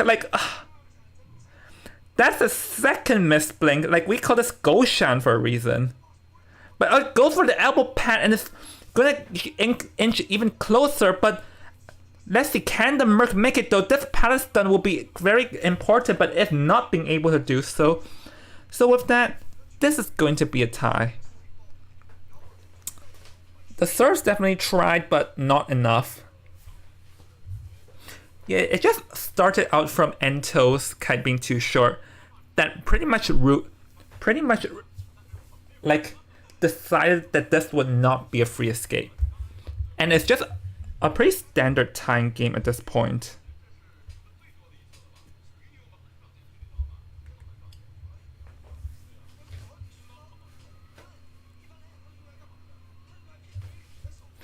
Yeah, and there we have a thing called Goshan, because Alex is known to make weird blinks all the time.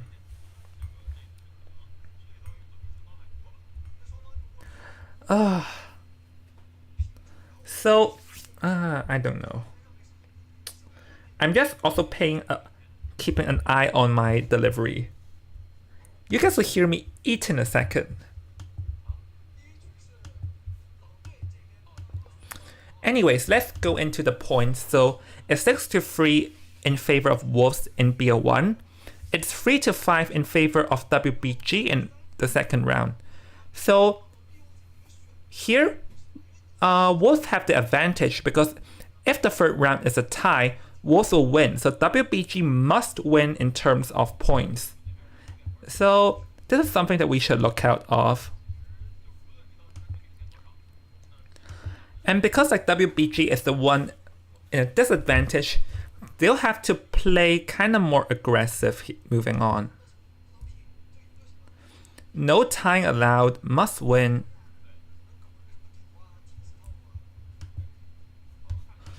So, 487, 2 pallet slams. And 11, yeah, that was a bit too short. But then again, he's new, so what can I say?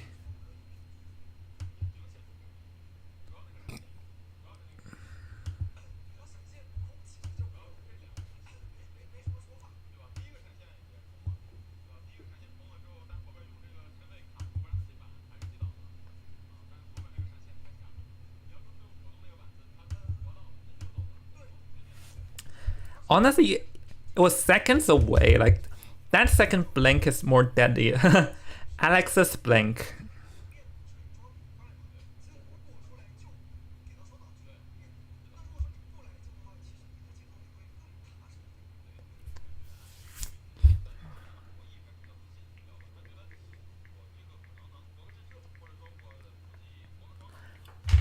It's honestly just pretty nice to see Alex back because people definitely miss him, and he's an OG, and when I mean OG, I mean like he's been around when the game began.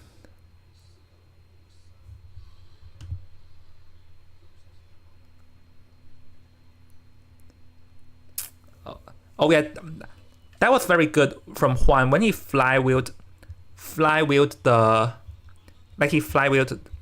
trap and then just bought it over. And for this night game, it's pretty much a standard tie.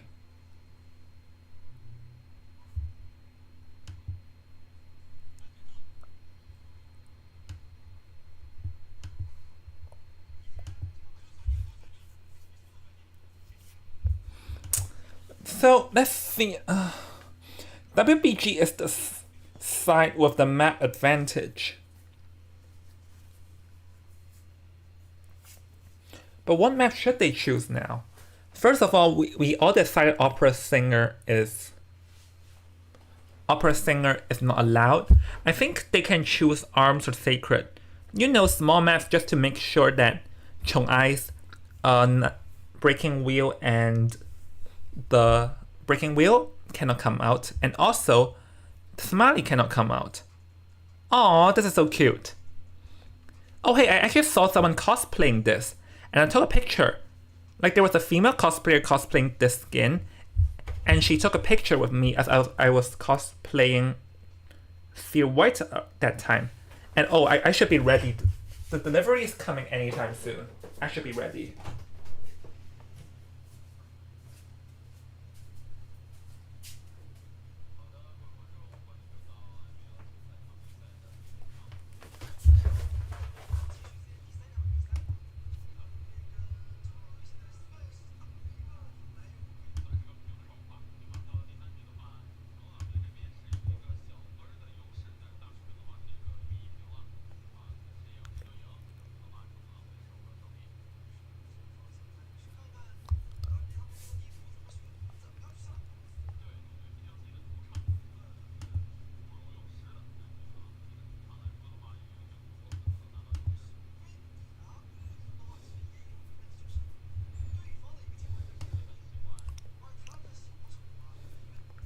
So I would reckon WBG pick either Arms or Sacred.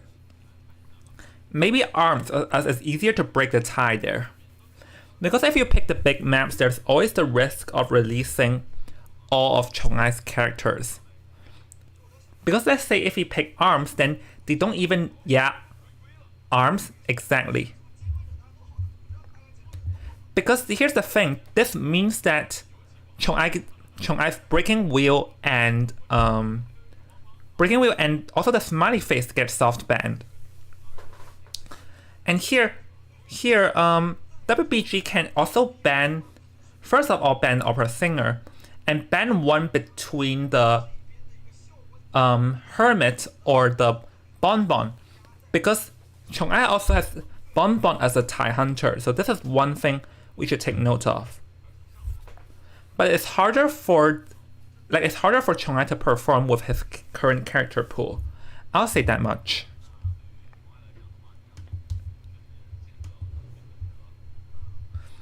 Yeah, because like Chong Ai's weakness is his character pool, as he does not have what we call double red, which is Geisha and Bloody Queen.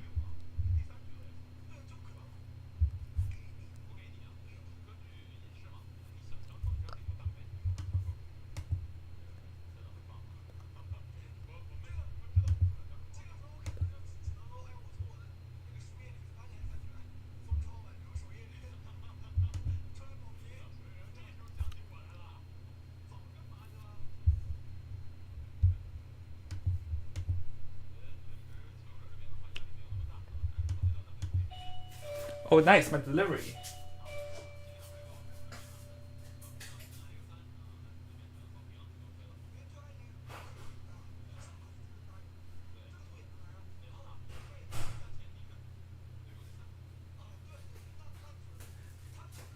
I love how this is an IVL stream, but this also became a Darkest Dungeon stream and an eating stream. But gosh, I'm hungry.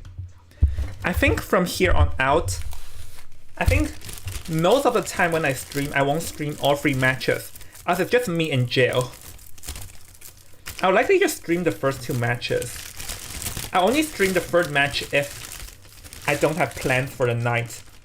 Because, yeah. Like, if I plan for a night, then no. You know, have dinner with parents and stuff like that. I still live with my parents, so that's that.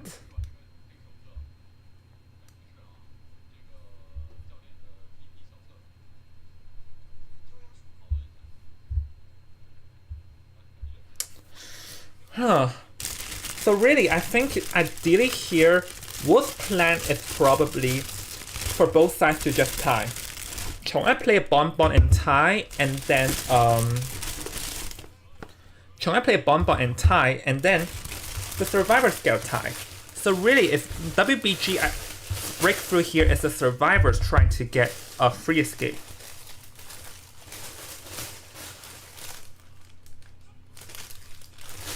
Oh nice, they don't have any utensils, as I forgot to press it. Pretty good for the environment, I'll say.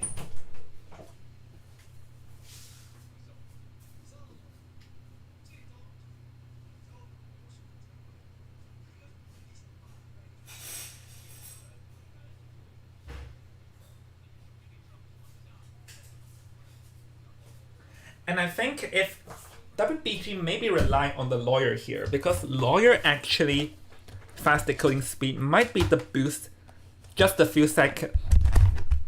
Like the decoding speed. Oh, what was that? Oi, don't think I didn't see that. What did I just saw? Don't think I did not see the in-game.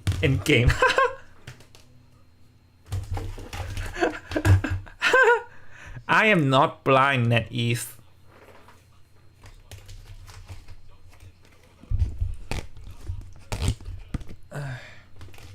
Let's have dinner.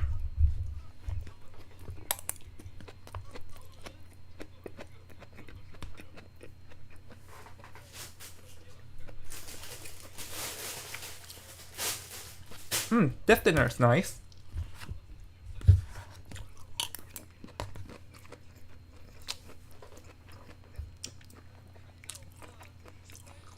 Seer forward. Yeah, it doesn't want the forward as the forward has a possibility of reversing. No Hermit, no Opera Singer. I think it is leaning a Bonbon. So Merc. Oh no, there's no Patient. So Court. Yeah, Court works against. Court works against the Bonbon. Because here, WBG is fully equipped against Chong Ai's Bonbon for certain.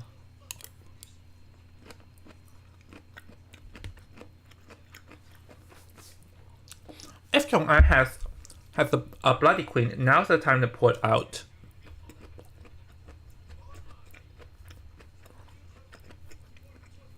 an old painter. They're trying to fully counter the Bonbon, but if Chong-ai has already trained his Bloody Queen, now would be the perfect time to use it. Bloody Queen demolishes this team comp for certain. And also, you're asking for excitement too with this selection. Like, look at how confident Chong-ai is. I mean, it's like, bring it on, I'll play the BQ. Like that.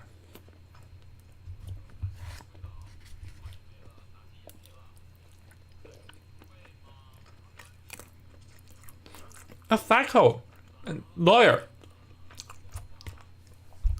I have a feeling Chong-ai will play the Bloody Queen. It's just leaning towards it too much. I really feel like it's the Bloody Queen.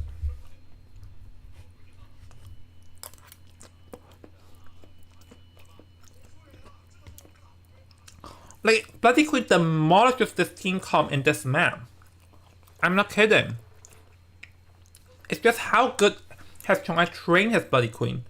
Because Bloody Queen is really spot on against this.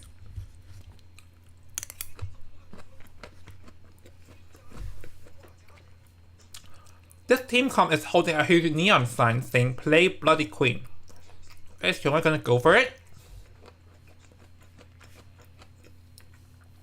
I'm curious to know.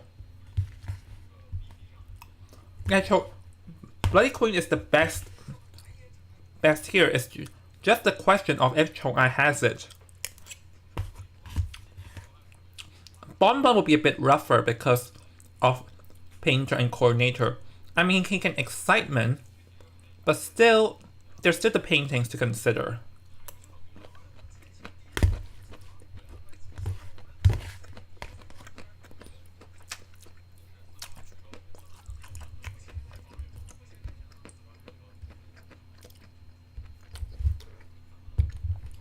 Well, Chong-ai, if you train your BQ, now's the perfect time to prove it.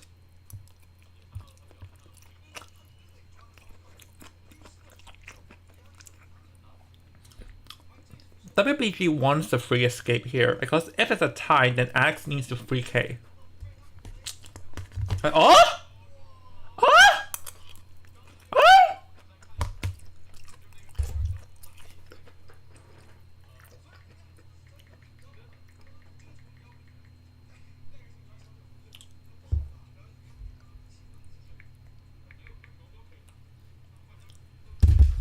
Like, I know you can play against this team comp, as it's only the flare gun, but what on earth are you going to do if someone decides to kite in the factory?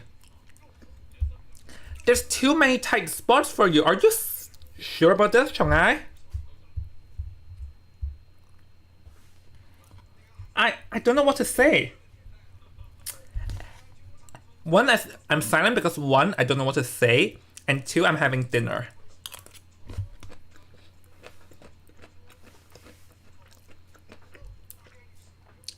Like, what would you do if someone kited in the factory?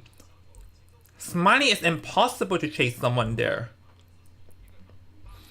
It seems like Chong-ai wants to end this right here and there, but I mean, he can also bring excitement to counter, but it doesn't change the fact that this map is the hardest for Smiley Face to play in.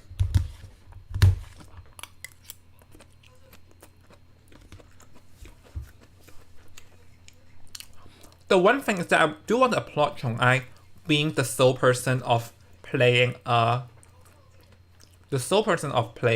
Smiley Face and bringing it into the meta, or the IVL meta rather.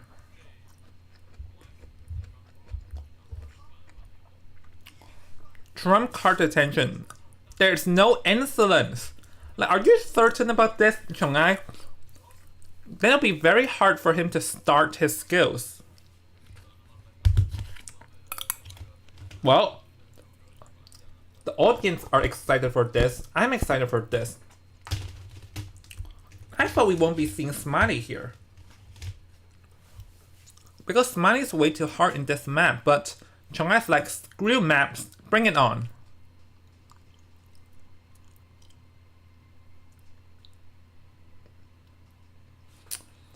still don't see how. I still think it'll be a very rough game for Chong Ai, so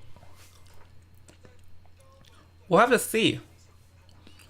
Okay, gets the first propeller. First propeller, but the first propeller will be very important because he doesn't have insolence to like increase his presence.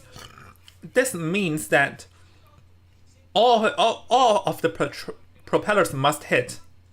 Force out the first elbow pad, but is he able to get a hit here? This mind game is crucial. Is able to get a hit. And now he can, let's see, going to be installing a second propeller, but he won't be using it because this is the factory, and factory smiley faces are just sad. Oh, goes for a mind game and is able to trick some distance, so now he can go for it, and is able to pull off a hit, so now we're talking about 1 minute in the game, and just look at the Cypher progress, and the Merc is down, and he also ate up the Tide Turner. And he also has the excitement too. So that means that the Coordinator's Flare Gun won't be able to do much. But one thing though is that even the Tide Turner is 8 up, the Mercenary has Tide Turner on his own. So I think the plan here is to swap chairs into whoever is the one saving. But the thing is that Coordinator is far away. Does she dare to come close? Because if she gets found, there's a possibility that she cannot rescue because Excitement gets the hit, going to dash back, and there's a chance that the Cord cannot even rescue. No, is able to, but let's see which one is the one getting hit. It's the Cord, and I think, will he swap chairs? Because the Merc does 2 elbow pads, it'll be hard to get the Merc. Yeah, oh, still gonna go for it. I feel like it would be better if he chooses to swap chairs and force someone else into it, because it'll be hard in this area to mind game. So let's see, mind game around. Oh, and the third elbow pad has failed, so now it's a double down situation. Like, remember before I said in the game is that Arms Factory is hard for Smiley Face? Now Chong Ai makes me look like an idiot, you know? So Painter is approaching, but the thing is that the Excitement will probably eat up the Painter too, because the Painter needs time to get the paintings out. And the Cypher is far from enough, so it's really likely to be a tie. I don't think it'll be a 3 to 4K due to this map. And the Merc is really all about the target attacking.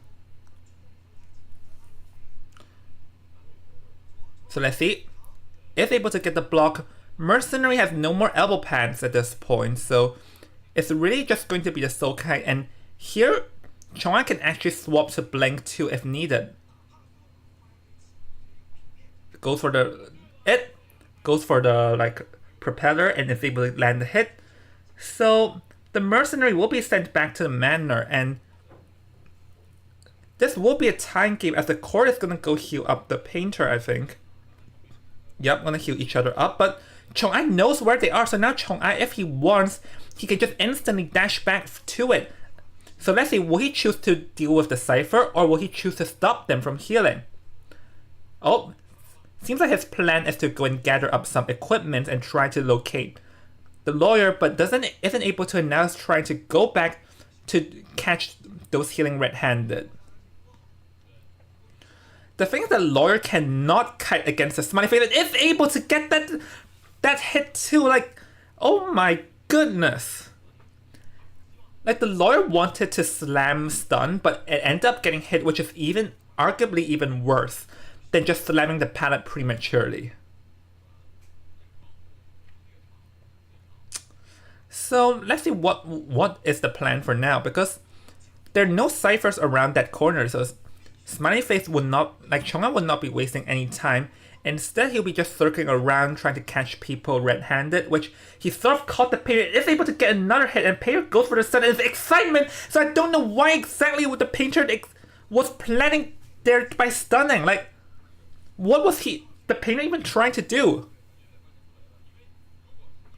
Because Chong Ai has Excitement, so doing that does nothing. And Hui is going to start a new cipher, but that is near propeller range too, so Jong can instantly go back to deal with it. So, right now, the survivors really have to plan carefully. The lawyer has to be the one decoding, so the coordinator cannot get found, but she got busted, so now it's... Oh, but she does have a football, so she is able to pull off the rescue, which is the one good thing amongst all bad things. And I think, hey, actually, with the excitement gone, the painter's painting actually means something now. Maybe that was the plan. Maybe that was the plan, force the excitement out, so the painter's paintings can come in play. Because the ciphers are actually near enough at this point, and if Chong-ai is going to deal with the cipher, or deal with the cipher, then it will be able to pop. So I feel like Chong-ai should have continued to deal with like the court or the ground, because by trying to come back and harass, it allowed it a free man endgame situation. So let's see what is the plan for now, because no one dares to touch the gate due to the smiley face can dash back and forth. Is able to catch the lawyer here. But let's see, will he be able to get the lawyer though? Because this is a series of mind games that there's no telling who would benefit from. But this is such a long window area that it's very hard to mind game at. So who is going to come on top? As of right now, I'm already getting dizzy due to motion sickness, and oh, misses that one. Yeah, it does like back and forth, and the painter can actually come with the paintings if he wants. But he has to be careful due to the excitement, so it's really just this mind game. As the lawyer cannot leave this area. And oh! Yep, there goes the hit. And with that, I believe the painter and the coordinator will be making their exit, and this will be a tie. Honestly, I feel like Chong-ai could have gotten the win. He just lost focus for a second, you know? Here.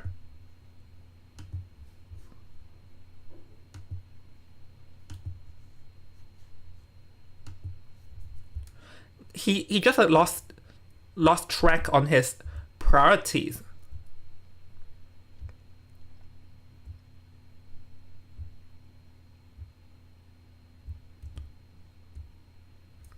This here, I felt like he should have instantly chaired the court. If he instantly chaired the court... Oh wait, but the painter could have rescued though. If he instantly chaired the court, then the painter has to come, and then there will be a mind game of if the court can the painter can successfully use the paintings to stun Chong-ai.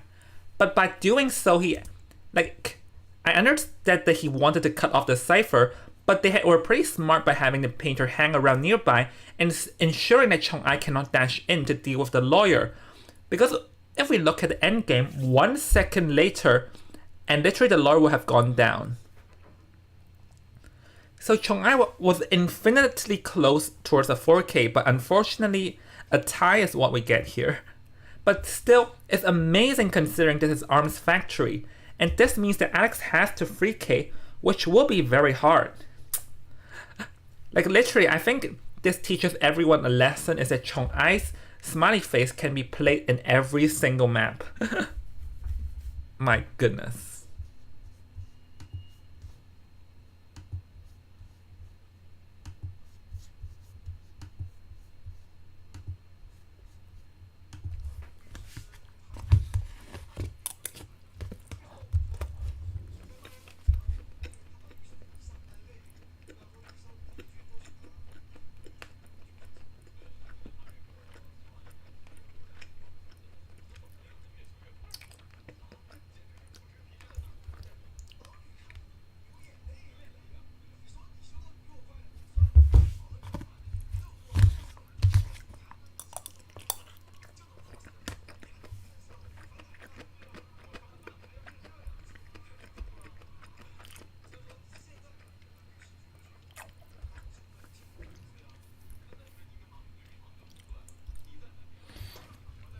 K will be hard though.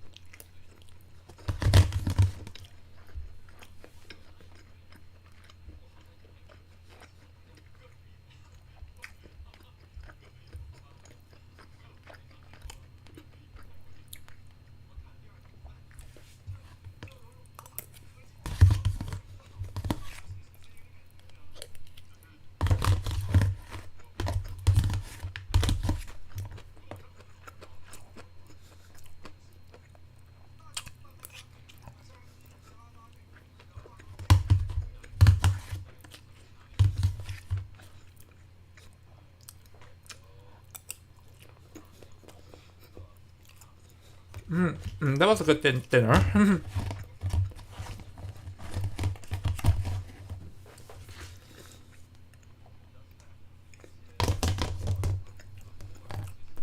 Wow.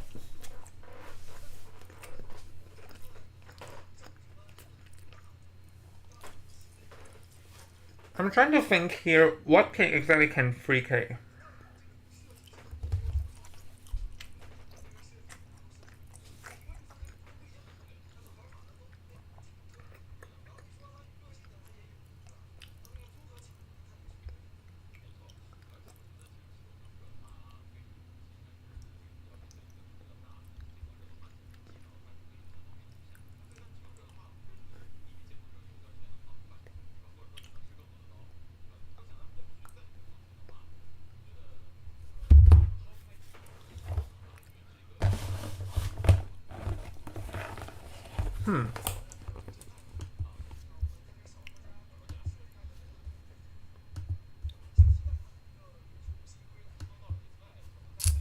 Let's see.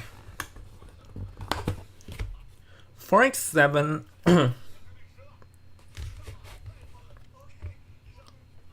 Oh, no opera, no Nayat, as Nayat is Alex's go-to.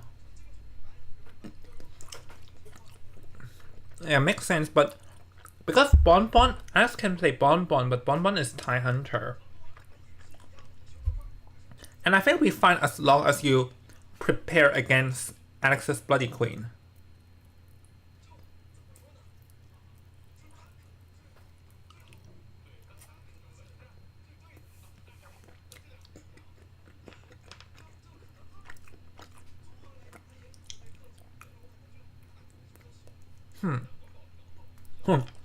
No lawyer as you no acceleration decoding allowed it.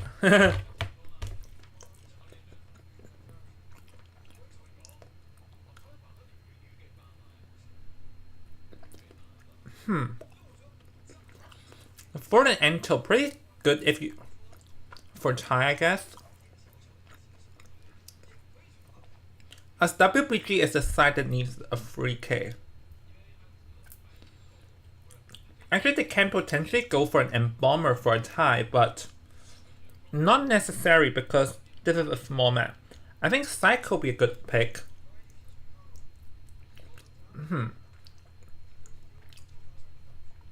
I actually think for 3K, Alex can consider to pluck out his Hermit.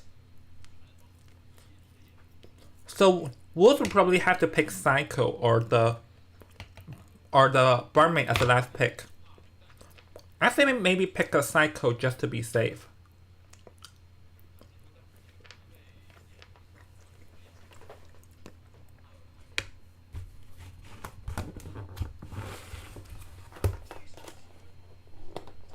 Oh, Barmaid also works. Yeah, just a Hunter to prevent the Hermit and also Bloody Queen. So now there's no good pick for Alex here. Like from what we know of Alex's Hunter, there's nothing he can to really get a 3K. Bonbon is Thai, Disciple is Thai, Bloody Queen has a 4 and Barmaid to deal with. Night Watch.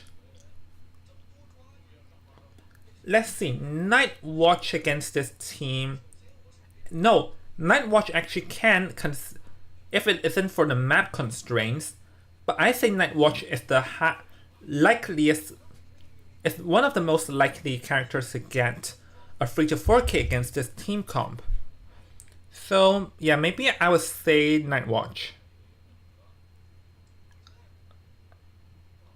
Oh, still Bonbon.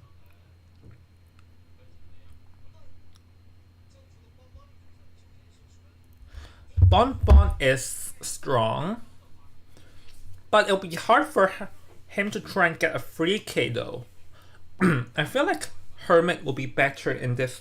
Hermit or Night Watch will be better. Oh no, Night Watch. Because Hermit has the Barmaid to deal with.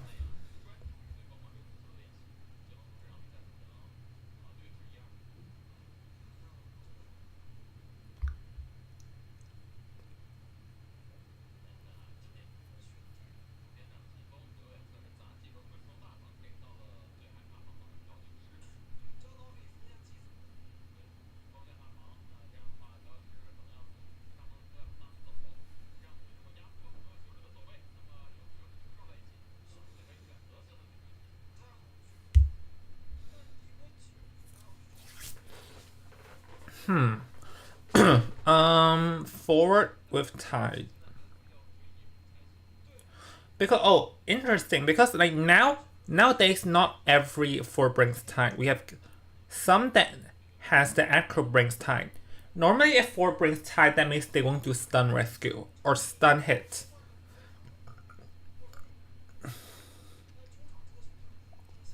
Like before in the meta, there was a pick where they have or like a meta where the forward will be the one being first chased, meaning that forward has to bring either flywheel or the broken windows.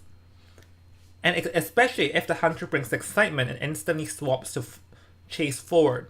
So normally, if forward is going to do a long stun after hit, this means that they'll be bringing abilities to kite. But here it seems like that's not the case, as forward does have tide.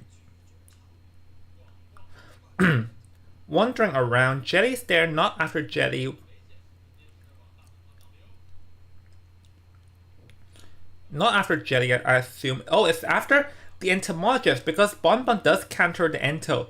So it's 11, like this new person's chance for redemption here, because the first game he did went down a bit fast, and he got forced out of the window, and if actually in trying to evade the bombs, he might actually get a normal attack, so is able to get a normal hit, and that is very early into the game though. Like 41 seconds, and it's not even one whole cipher. Because it seems to me that in trying to evade the bombs, 11 just sort of puts himself in too much of a danger spot. And is able to get bomb, and let's see, this bomb is not gonna hit, but Blink is about to be ready though, so it feels 11 cannot carry for long, but goes for a sneaky stun here. 11 is able to pull it off, allowing himself to survive much longer, and thus activated Blink, and for a split second I thought Alex missed the blink again, but nope. That's just a trick. They're trying to trick us, audience. So, alright, 11 still being able to stay alive. But yeah, probably not for long though, because he cannot go back to the windows, and he can only really just kite in the open. And Alex doesn't want to use the ability, so it's going to be going for normal swing instead. And with that, this is actually a 2.5 cipher. So let's see, is Jelly gonna go for a stun rescue, but it doesn't seem like it, just hanging around nearby. It seems that they're going to be sacrificing the entomologist, because the ento is already out of items. But they have to be watch out for the bombs. The barmaid got bombed and had to use a wine, so let's remember, would that wine come into play later? Like, would that wine be fatal for them? Or like the grass that kills the car. The grass that causes the camel to collapse. Whatever that thing is called.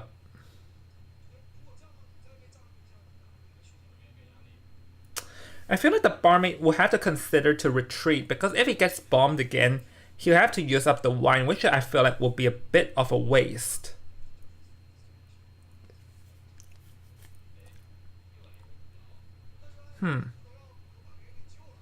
Yeah, but at this point, the forward is going to be selling, so 1.5 cipher remains, and the forward has full football. So I think this so far Wolf Survivor are setting up for a tie for certain. Because like Jenny here still near her football and actually wants to go for a Terror Shock blink hit, but fails to do so. But that's a very daring blink, and now Jenny knows that you have no more blink. He can like very confidently use up his entire football as Alex misses the next few bombs, and he decided to change approach and going to be harassing 47 off the front gate. But the front gate is the cipher that has minimal progress. So now that means that the fourth cipher will be done, and the survivors can easily start another one. The barmaid is here trying to evade these bombs. And keep in mind, the barmaid only has one more wine left, and it's good to be drinking the wine in the plain open, but can the barmaid survive though?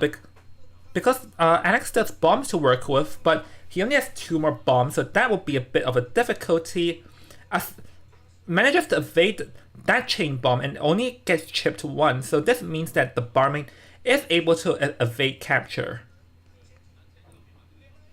So now it's gonna still be kiting here, and as the last two survivors are rushing the cipher, but doesn't seem like... Oh, ooh, that was a very good dodge from 487. Still staying alive and able to evade the bombs even further.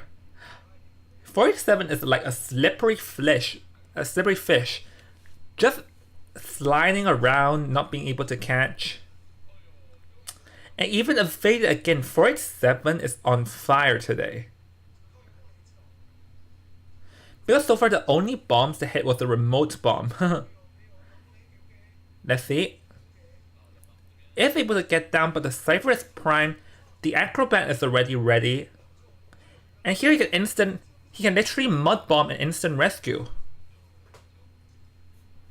Oh, goes for the fire bomb but misses. And he actually wants to do a trick to cancel the attack recovery, not being able to do so. And after the vault, there goes the pop, but both the Acrobat and the barmaid was trapped in there for a split second, which was dangerous. But the barmaid is going to get chipped while the Acrobat escapes scot-free. So now the question is that how long can this barmaid last?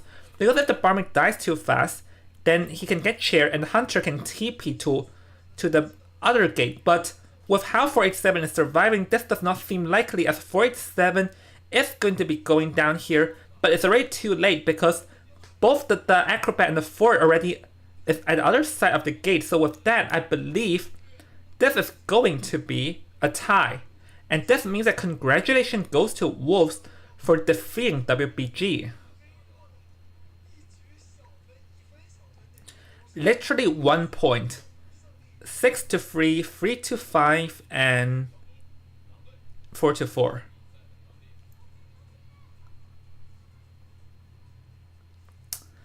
Man, really, the two opera singer games are just the most stunning to watch. Back and forth, and also, I really just love the opera singer games.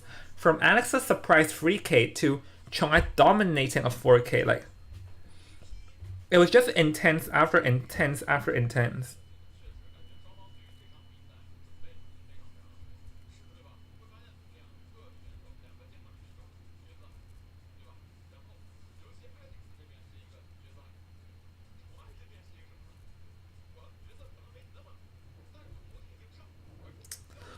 Just damn.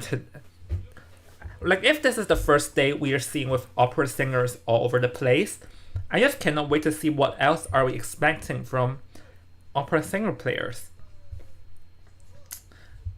Because, like, opera singers are very strong. I just don't know what to say after today.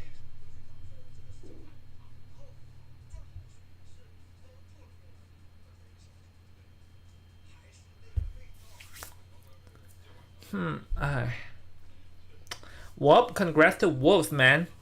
And Jong is really a treasure, honestly. That tie was also pretty important. Anyways, that's the end of today. Hopefully you guys enjoyed this 7-hour long stream. I never streamed that long. I'm not sure if I'll try again, as I might not be as free as now. But yeah, guys, hopefully you guys enjoyed the stream today, and I'll keep on streaming for the next 2 days too. So yep, guys, see you around. Bye-bye.